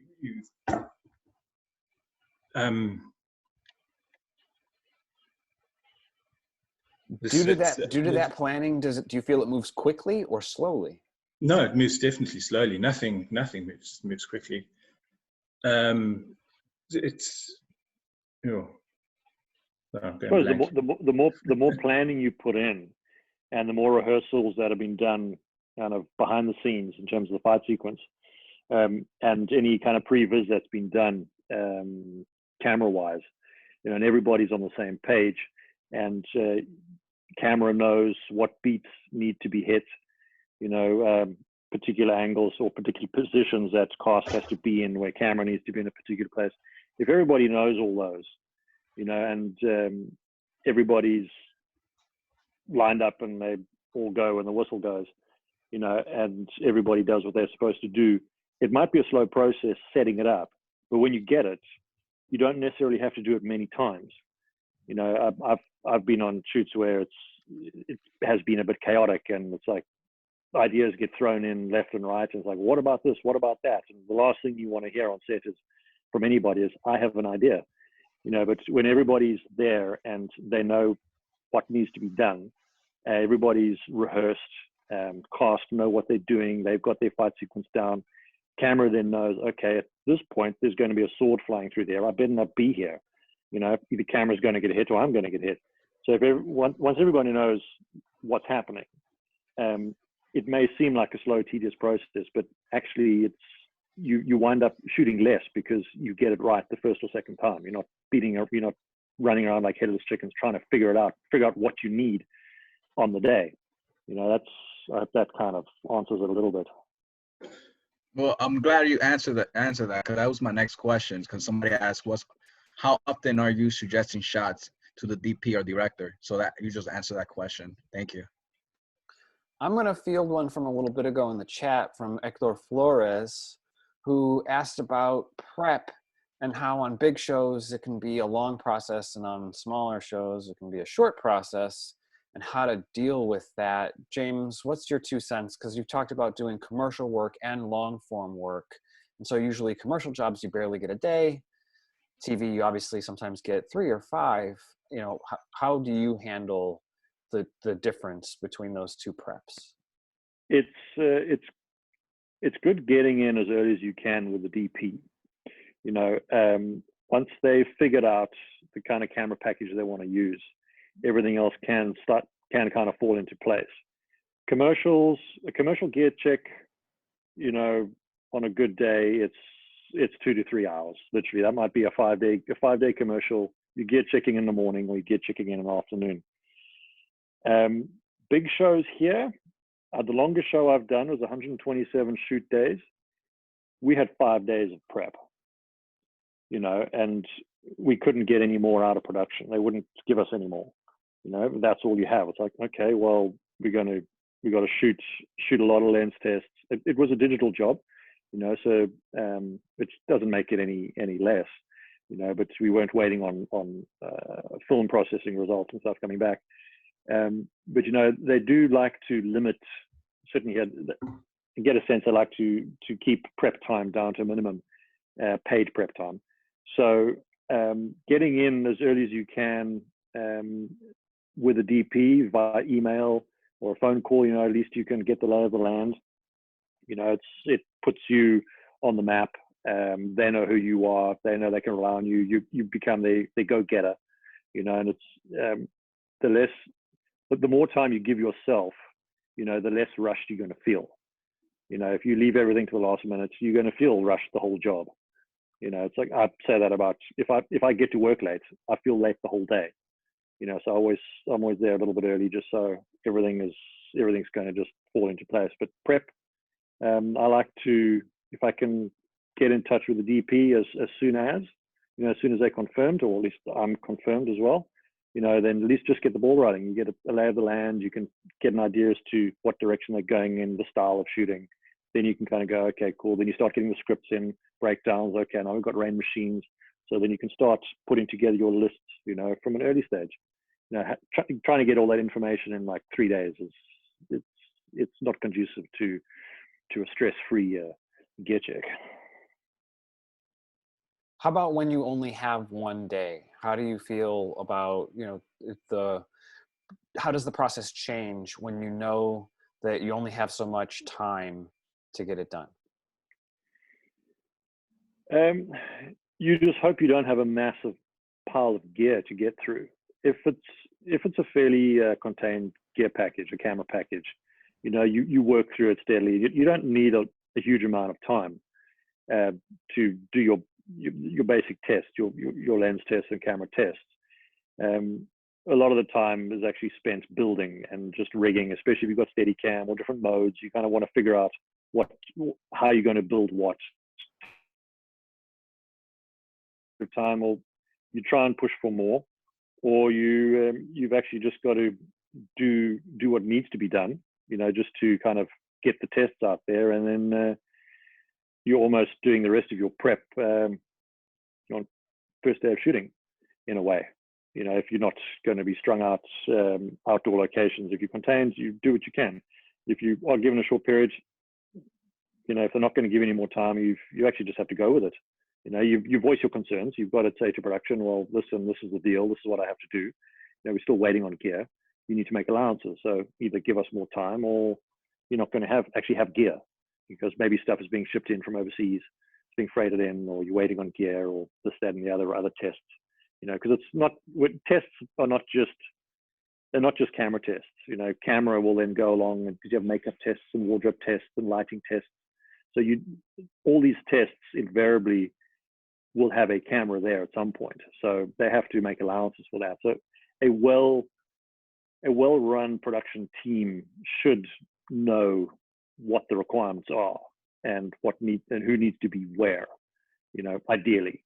But you don't always have that, and sometimes you, as the first AC, tends to be running the technical side of the camera department. You have to tell them, this is the deal. This is how it's going to work. You're not trying to force any hands. You're giving the information and saying, well, this is what we have to do, and this is the time we have to do it in. It's like, it's not going to work, or it is going to work. It is a difficult one. It's a game of politics, politics and diplomacy. Great answer. Thank you. Gabe, do you got another one for us? Yes, I do. Great. So I know you answered this question, James, but it's a question for James and also for you and Matthew. I'm sorry, let me get to it. Sorry. What are your essential items in your kit? James, why don't you go first? Essential items. Well, year on year, my essential items list gets bigger and bigger. The Diddy box gets bigger and bigger. I don't know. I don't know if there's actually any one particular item. My laser tape measure, my Diddy box, well, everything really. I don't know. That's a difficult one. James will probably attest to the Diddy cases, plural, that I have, and the kinds of camera builds I put together. You know, I try and have something for everything. For any kind of camera build, any camera scenario, I've got something for it. You know, it's been years worth of kind of putting together. But any one particular item, I'd probably just say my laser. You know, just so I can get some distances, and maybe a water-based overhead marker, so I can make some marks on the focus ring. You know, that's really it. You know, and okay, focus monitor, my particular monitor.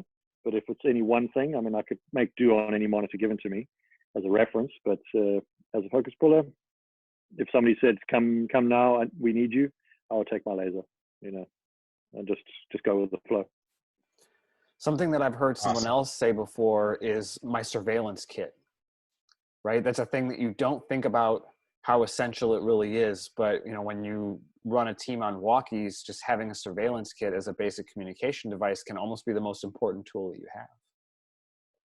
Yeah. Yeah, you got that. Yeah, I suppose. Headset. Yeah, HMEs are different, of course. Gabe, I'm going to throw one out there from Joe Gunawan to James Frater. James, do you also own like geared heads or remote heads, or is it mostly something that's rented and you work with? Are you comfortable on the wheels? And how did you approach mastering it? Very comfortable on the wheels. I don't own my own geared head or remote head, but a remote head is definitely something I'm considering purchasing. So they normally rented it in. It's another thing. It was just practice. I went to the rental house, set up a geared head, and I just chased everybody doing their gear checks for days, just until it just became second nature. I mean, I find also the best way to learn is to follow people, because people don't move in straight lines and blocks like all these people trace the squares and all that kind of stuff and figure of eights. No actor's going to move in a figure of eight. So the best thing is to sit in the rental house and just follow the people doing their gear checks or whoever's in there. That's great. Thank you. Yeah, I definitely agree with that. You literally just got to do it. You've got to put your hands on those wheels and your eye on the eyepiece, and you just got to follow. It happens. It comes. But yeah, real world stuff is not the same as trying to follow a square on the wall with a laser pointer. You've got to do it, as James says. Gabe, you got another one for us? Yeah. Great. Yeah. Do you guys have this is for Jess and for James, both James and yourself, Matthew? Do you guys have like somebody asked, what shoes do you wear for on set? Just to be comfortable. That's a good question. I definitely try out different styles, but because of plantar fasciitis, which is a heel problem, runner's heel, which I think is most common in a lot of people, I've switched to Brooks, which are shoes specifically designed for that foot problem. So it's actually made my feet feel a little bit more comfortable when I'm operating. So I've been wearing Brooks. I just wear a good running shoe, but I go through them a lot. I'll have to get a running shoe at least once a month. Wow. I typically wear boots. I own Palladiums, multiple styles of Palladium boots, because I like the harder sole. Okay, that's awesome. Something comfortable, something light. You've got to have. You're going to have a selection of footwear depending on conditions as well. Nothing worse than having one wet foot at the start of a day. Yeah, I definitely have shoes for outdoors, shoes for indoors. Like I think about those things when I do get a call for a job. Learning about the terrain that I'm about to work on will prepare me to have the right footwear. And rain, Neos come in very handy for rain. They're the sleeve that goes over your tennis shoe, and it's waterproof. Awesome. Can I ask another question, Matthew? Keep them coming. We're going to do a couple more and then we'll head out. I really appreciate everyone who's stuck with us for over an hour and a half now. And we're going to get to a few more. And Yes. sorry if we don't get to yours in particular, but we're going to do this again. Yes, yes, we did receive over 100 questions, and you guys are awesome for that. So definitely trying to get to you guys as soon as we can. Another question will be, do you think the future for Steadicam ops have to think that Trinity and Gimbal Steadicam is what's coming next in the terms of investment? No, not at all. Okay. I think I think each tool has its place. Exactly. You know, I would much rather do these days just normal Steadicam than run around with the AR all the time. If there is a specific shot, and they are few and far between, that I'd need to do a high to low shot. To be honest, these days I do it on the Technocrane. Nice. I'm definitely Great answer. loving more Technocrane work myself. Yeah. It's you know, training for Yeah. those difficult shots, learning the communication with the crane guys, you know, the head tech and the crane tech.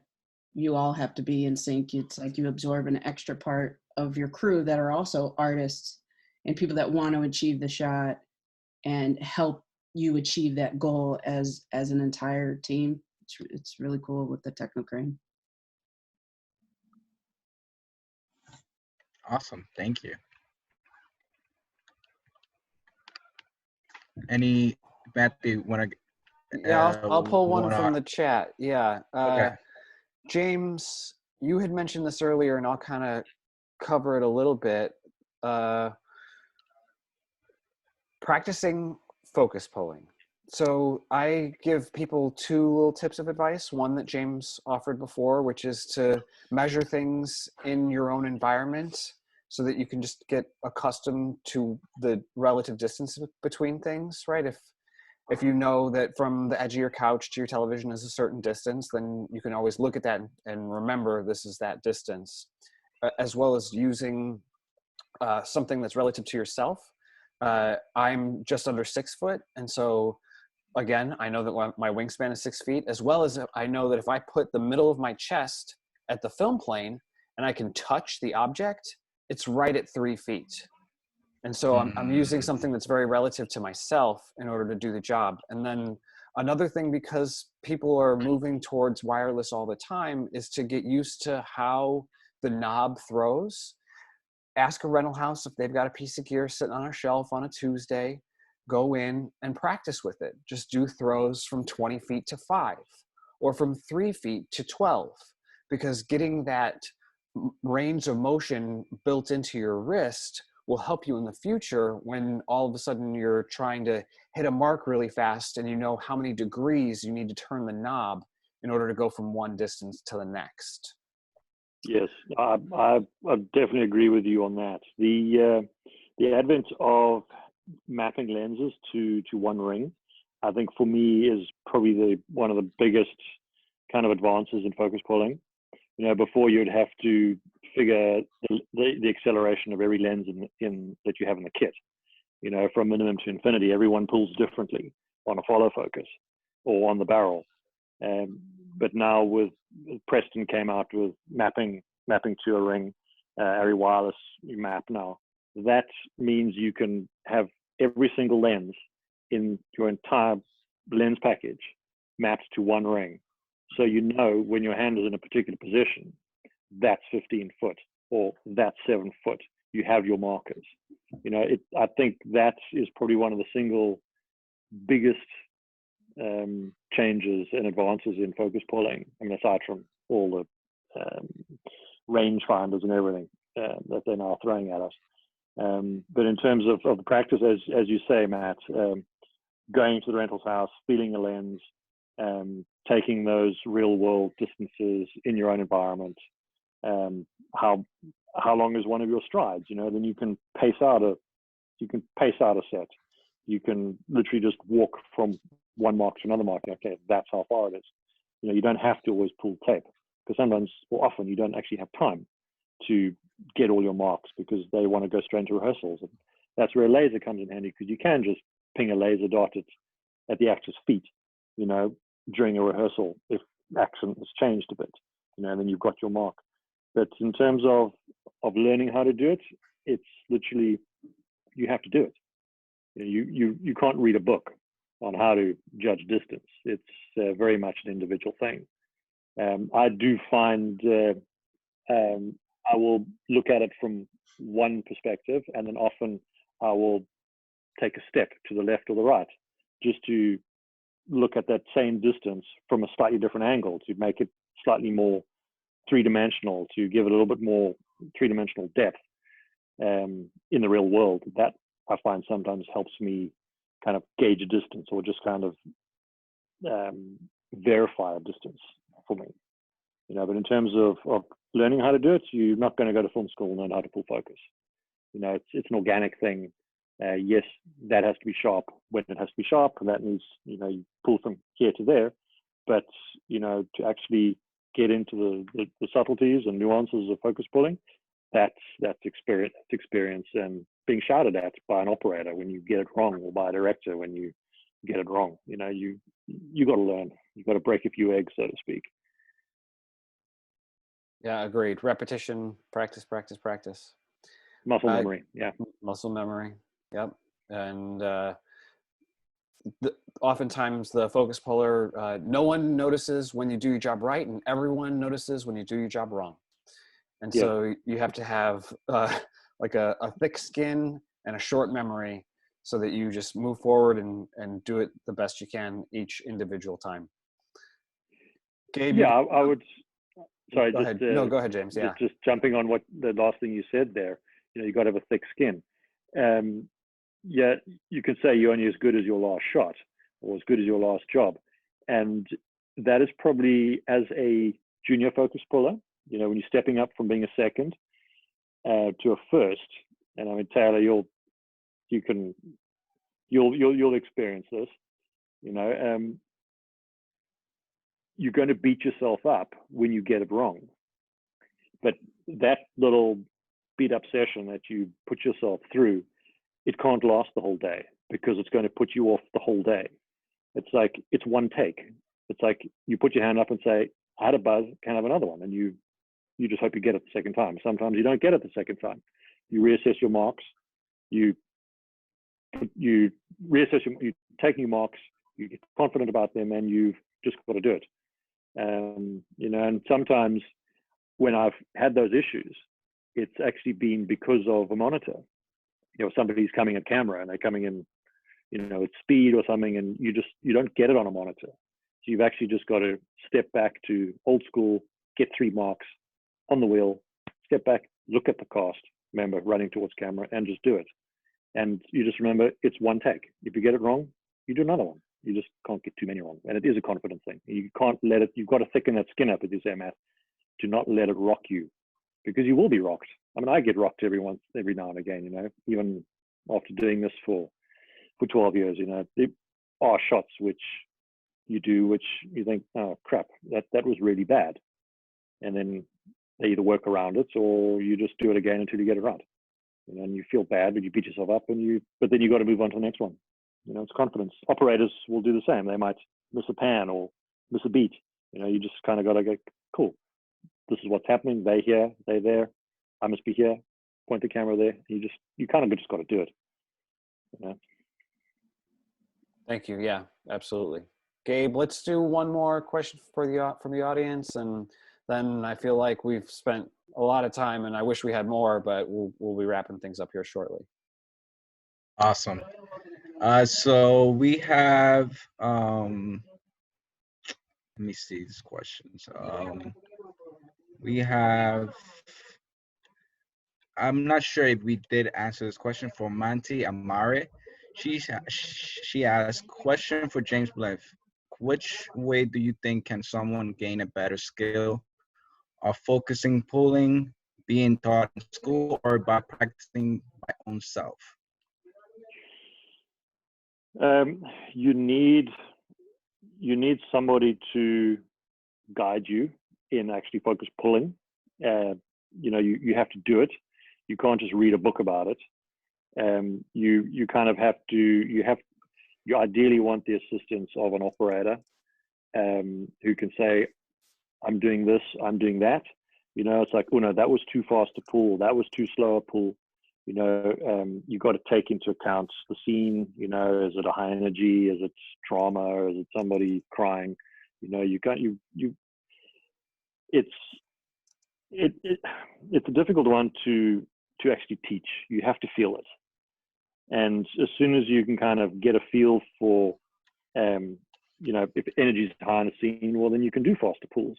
If things are slow, you don't want to be snapping focus back and forth. And you know, it is a learning curve. You know, every scene's going to bring its own energy, and you've just got to experience it. You know, and yeah, it's a dark art. You know, you don't really know until you're in it. You know, it's a very hard one to explain.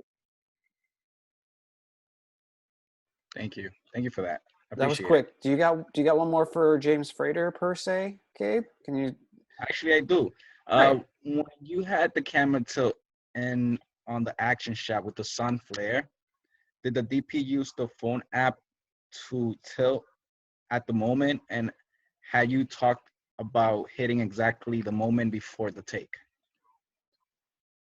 So I mean that was pretty much done on the fly. We had like really min time to do it because the sun was going. The director did want to do it, but he didn't know how to achieve it. And I mean, luckily, the AR is so versatile; it can get that. So we did it on the app, but I pre-programmed the speed and the degree. So at the right moments, the loader just tapped the rotate button as I was tracking in, and that just did it all by itself. Wow, it was just the perfect moment. yeah, all the elements lined up perfectly. So beautiful. You did an amazing job on that. One take we did as well. Wow, look at you. That's a lot of practice. I don't think we would have got many more with the sun going. Right. No. How many shots can you get right? Exactly. Amazing. I love it. Hey, sorry to interrupt, but I had a question that I was reading in the Q&As, and someone was asking, what qualities do you look for when you go to, you know, refer or hire your team? So like James Blyth, what do you look for when you hire your ACs? James Frater, what do you look for when you go to recommend your ACs or grip? Yeah, I mean, firstly, I mean, I go to the people that my regular people that I work with, and if they aren't available, then I'll start looking elsewhere. But I mean, me and James have worked together for so long, and when I was in Cape Town, that he did every single job that I did. So I didn't really have to look anywhere else. It's just an obvious choice. We have such a good rapport together, so that's my main thing, is that I want to get along with someone on set. It's a given that they can do the job. I want to have a little bit of fun as well, and you know, spend 6 months with someone I like. And then you have obviously a couple other people you'll call if. Oh, absolutely. I have other people that I work with that work my way down the list. Yeah. What kind of skills? I guess it's just the trust factor. I mean, but, you know, yeah, it's just how we get along mainly. It becomes a bit of a popularity competition, unfortunately, because they're all skilled focus pullers. I know it's Cape Town is such a small industry there that you know all the focus pullers and you know who can do the job and who can't. And most of them can. It's just whether or not you want to spend 6 months with that person. How about you, James? Yeah, I think it's very much it comes down to having a list, a short list of people that you enjoy working with, that are going to complement you in what you can do. I like to have a second that, if needs be, they can step up or step into and do what and pull the shot or do something for me or cover for me if something happens to me, you know, for a short period of time. I mean, it's not ideal, you know, but just to kind of fill a gap, or if needs be, we pull an extra camera in that they are comfortable enough to be given that camera and say, all right, make it sharp, you know, as an extra camera. It gives them the opportunity to step up as well. But I'm like James, I like to have people on the team that I can get on with, you know, because it's intense. You know, you're spending 12, 14 hours a day with the same people 5, 6 days a week for 6 months. You know, it's a lot of work. There's a lot of toil, a lot of blood, sweat, and tears. You know, and I've always said, despite all the work that we do, this business for me on a daily basis is 10% work, 90% social. You know, because you're always chatting, you're always communicating with people. So you want to be able to actually share that time, and you've got you're shoulder to shoulder with people in the trenches. You know, you want to be able to have people around you that you can rely on and get on with, and that you know that they can do the job that they're tasked with, and if they can step up and do more, then that's great. But I like people that go above and beyond a little bit more, you know, or have something else that they bring to the mix, whether it's an eye for something or some kind of technicality or technical expertise in something. You know, I like to pride myself in being able to adapt to or get us out of a pickle. You know, if we have a camera setup that we need to achieve, or something needs to be put on a camera, it's like by lighting, for example, I can say, well, let me get something from the truck, you know, and I'll get something and I'll make a plan. You know, I like to have people around me that are the same. I can say, right, you know how to do this, off you go and do it. So it's a short list of people, you know, but it's people you want to rely on, you know, that are going to have your back. Great answers. Thank you both. I'm going to pull one more out of the Q&A here, and maybe we'll pull another after that. But there's someone who asked about starting out as a photographer and trying to own gear to move into filmmaking. I think that it's a very regional based question, right? There are some places where that will work, and there are some places where that won't work. The smaller the filmmaking community is, the easier it'll be for you to go from having a DSLR or a smaller prosumer camera into, you know, shooting videography, and then, you know, the type of filmmaking that you want to do, whether it be narrative, documentary, so on and so forth. And so, it can work in a smaller market to start out with your own camera and work your way up, but it doesn't always work. Again, the best thing to do is to find fellow filmmakers and see if you can't gain a mentor of someone. That's often the best way to learn, and the best way to move up is by walking in the footsteps of someone who is doing that which you want to do. Gabe, you want to pull one more out of the chat? Maybe we're going a lot longer than we expected to. But Yeah, you know, awesome. we got people sticking around who want to have some questions answered, and if everyone's willing to be patient and keep with it, then I don't mind. Yeah, I got a good question from Leonard. What have you learned from failure or not getting a gig that you wanted? How do you prepare to not let it affect you mentally? That's a good And question. that's for all of you guys. Yeah, I mean, you just got to just keep your head up and go for the next one. Yes. You know, there's many jobs that I've really wanted to get and just didn't get past the interviewing process. And you know, there's going to be other jobs, and that's really what you've got to look at. I think sometimes what happens as well is you kind of get it in your head that there's a particular job you want to do because what you've heard about it, not necessarily who's doing it, who's directing or what have you. And then something else comes up which either takes you away from that project, or you don't get that project. And then quite often, as the fates would have it, that job that you were really chasing, something goes wrong with it, or there's some issue. So you kind of, you dodge bullets in a way. You know, I think it's fate, you know, but I've kind of felt I've been on the jobs I've meant to be on as and when, you know, and I've learned from every job. You know, I wouldn't, it is disappointing when you don't get a job that you wanted to, but you've, as James says, you know, there are the jobs out there, you know, and every one of them is going to be an experience on some level. But in the same breath, pick the right job. Don't just take the first job that comes along. Because exactly.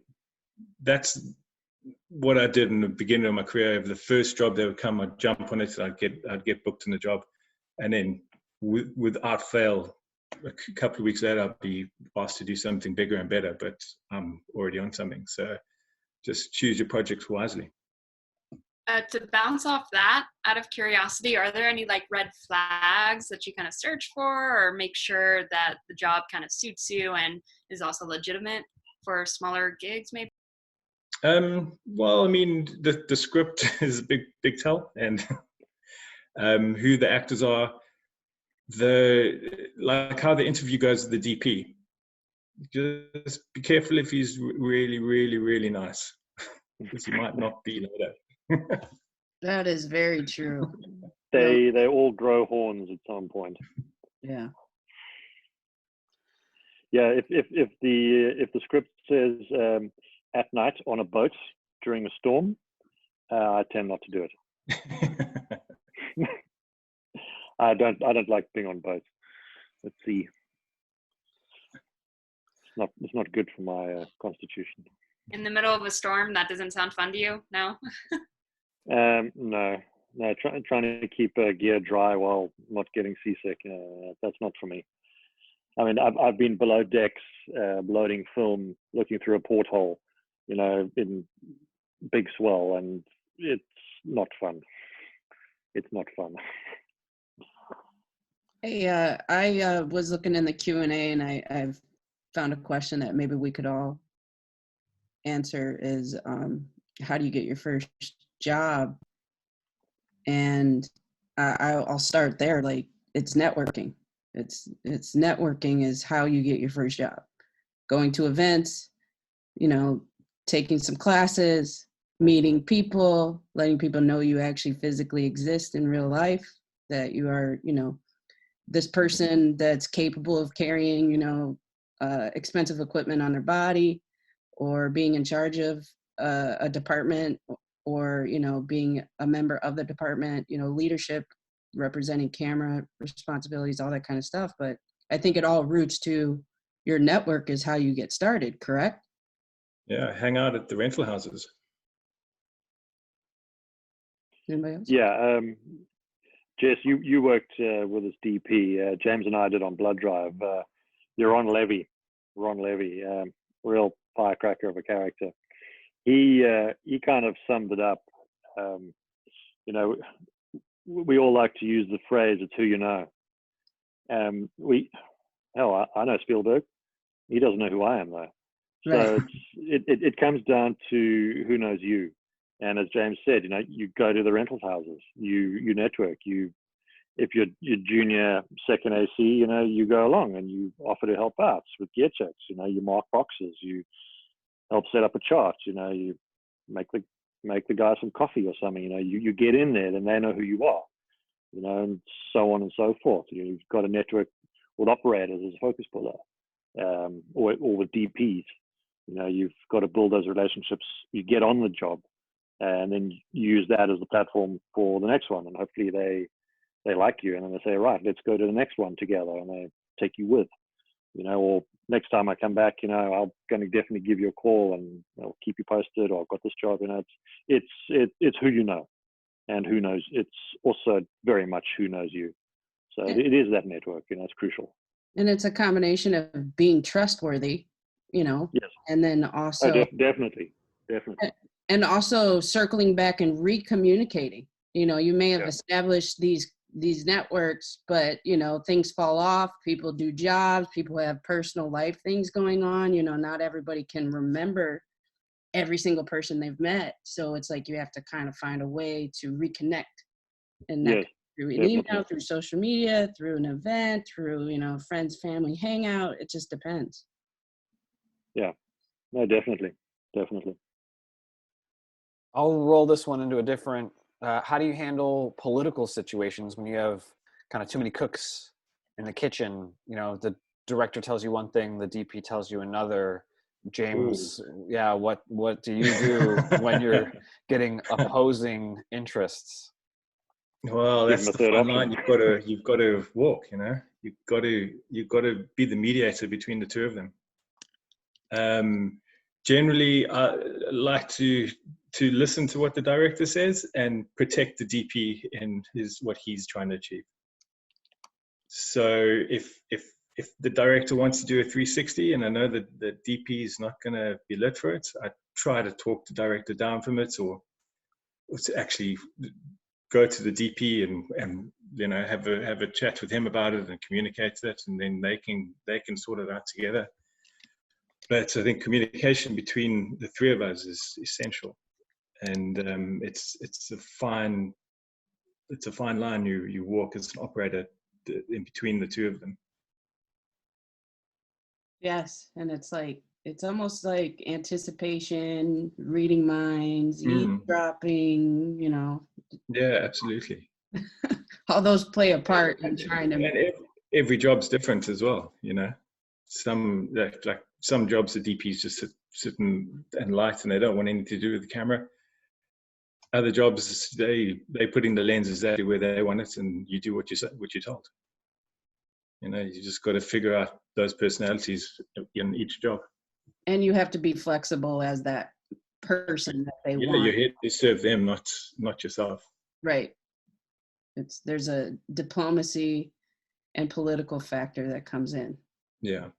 And that's probably segues into, you know, I guess we should touch base on the idea that we are all representations of our department. We all have to, you know, the work we do reflects on our department. So absolutely. we all have to be on our game, but also be leaders and want to get through the day and go home so we can come back and do it all over again. So we're all taking on a responsibility by wanting to be camera people, by creating, but also by showing the good rapport of our department. Yeah, it's also, you may have major personal issues with a DP or a director. You may not like them, they may not like you, but you've got to be able to separate them and yourself from the product, from the project, from what you're actually trying to put on the screen. So despite any personal or political shenanigans that are going on set, what's actually in the viewfinder, what's on screen is actually the only thing that is important. You know, you've kind of got to still, you have to maintain your integrity as an operator, as a focus puller, as a loader. You know, you're there to do that job, and that job has to be totally and utterly devoid of politics and personal kind of grievance, which it can get very tricky, because it can make your working day or your working movie quite difficult when you have these incredibly strong characters on set, because it's an industry full of ego.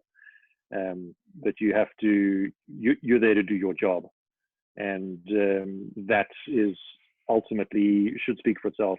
You know, and it's like you've designed a great Steadicam shot, you've framed, you've done amazing work.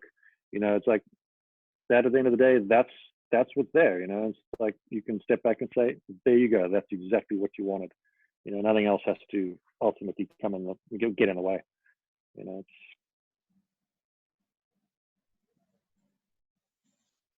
if it makes sense. No, yeah, all this makes sense. This has been really great.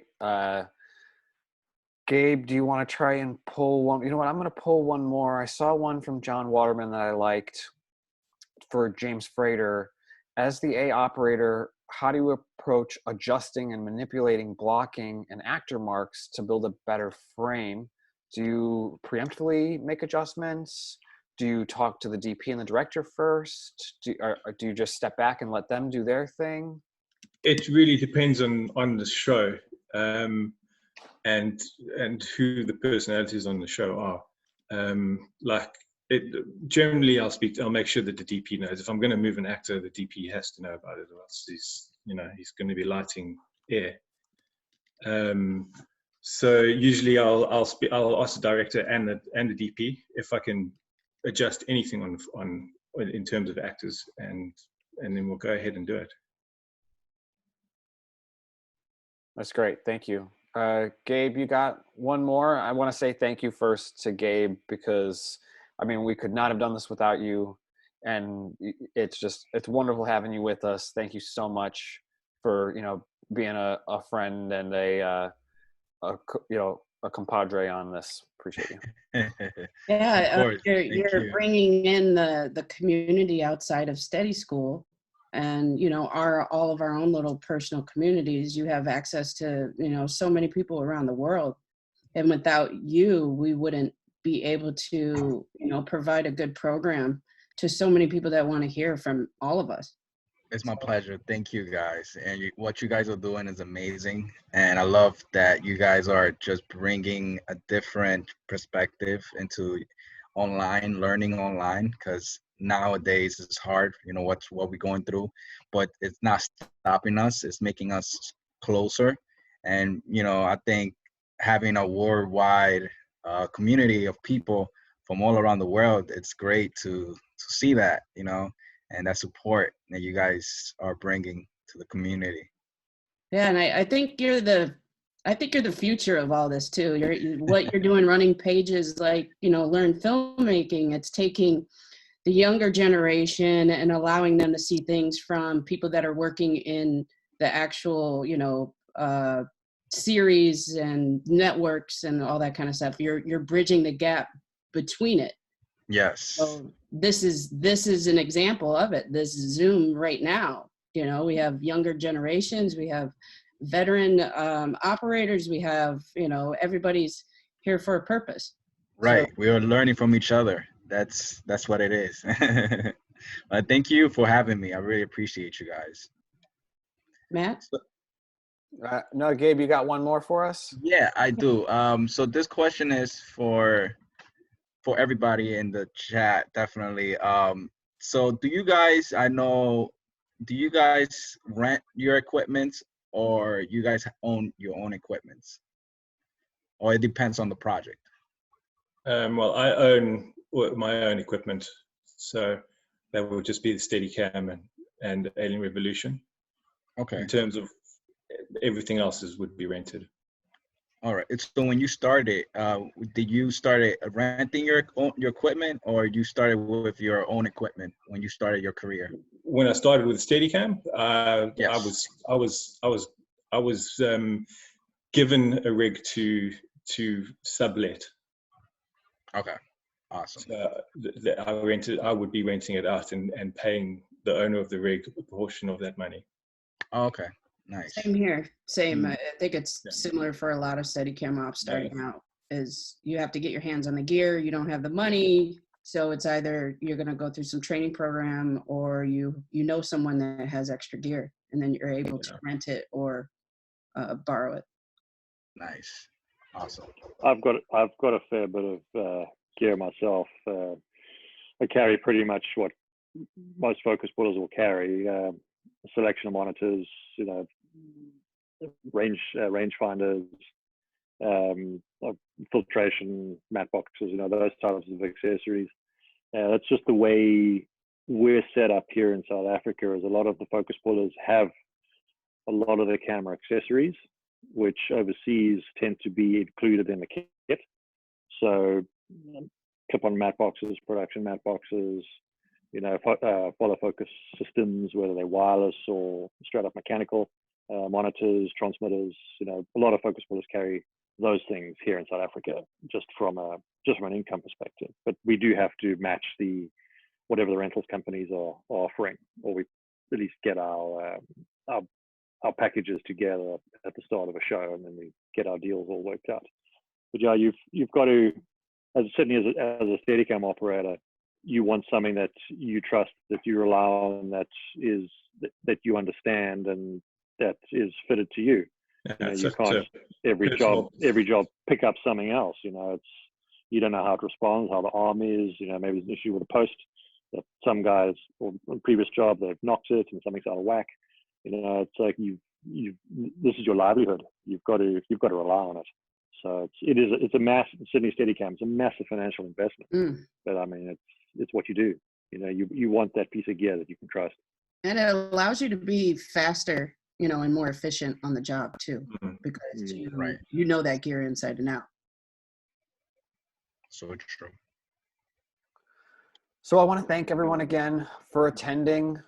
Thank you especially to our guests, James Frater and James Blyth, to our SteadiSchool student guests, Taylor Hill and Carly Steichen, and to Jessica. Thank you so much. This partnership has been amazing, and I'm so glad that we were able to bring this to all these people.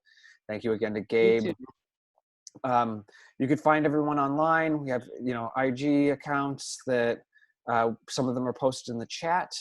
And our next webinar panel will be on Saturday, May 16th, so 1 week away. And right now we've confirmed that Ari Robbins is going to be joining us, and we're going to try and rope in his assistant, George Sanchez, who is a very storied assistant, worked on lots of great stuff. Ari has as well. We're very, very excited about the future sessions of this live Q&A. Thank you again for being here. I'm going to stick around for a minute, so it won't close right away, but everybody have a safe day. Internationally, we appreciate all the love and support from everyone, and are looking forward to doing this in the following weeks. Thanks for your patience and for your time. Have a great one. Thank you. Yeah, I have to say thank you so much. Thank you so much for the invite. It's been a real privilege to be able to share experience and knowledge, with like-minded film people around the world. It's fantastic that we can actually do this. I really appreciate it. Yeah, it's really nice talking to you guys too. You have some wonderful stories, insight, great personalities. It's been a lot of fun, and it's nice matching the voices to the faces. Thank you guys. I really appreciate you guys. What you guys are doing it's great. Like, I know you guys are, it's just amazing how you guys work as a team, and you guys could just look at each other, and you guys could just don't even have to say much to each other. You guys know what you guys want, and that's just amazing. And I learned a lot from you. All the answers that you gave, it was just honestly was so pure, and I could see you guys love what you do. And I wish you all the luck in the world. And thank you again. Definitely, you guys want to learn more, follow James Frater, James Blyth, Steady, Jess, Matthew. And, definitely we're going to be having more events in the future. Yes. Thank you, Gabe. Thank you, everybody with Learn Filmmaking. Thank you to our students. Thank you to the future. Appreciate everybody. Yes, thank you, SteadiSchool. Stay safe, Yes. Times. Stay safe, guys. All right. So, bye. Bye. Thanks, guys. Thanks. Hi, guys. Cheers. And there's Jess with that screen grab. I need that shot. I need that picture. That happening all day.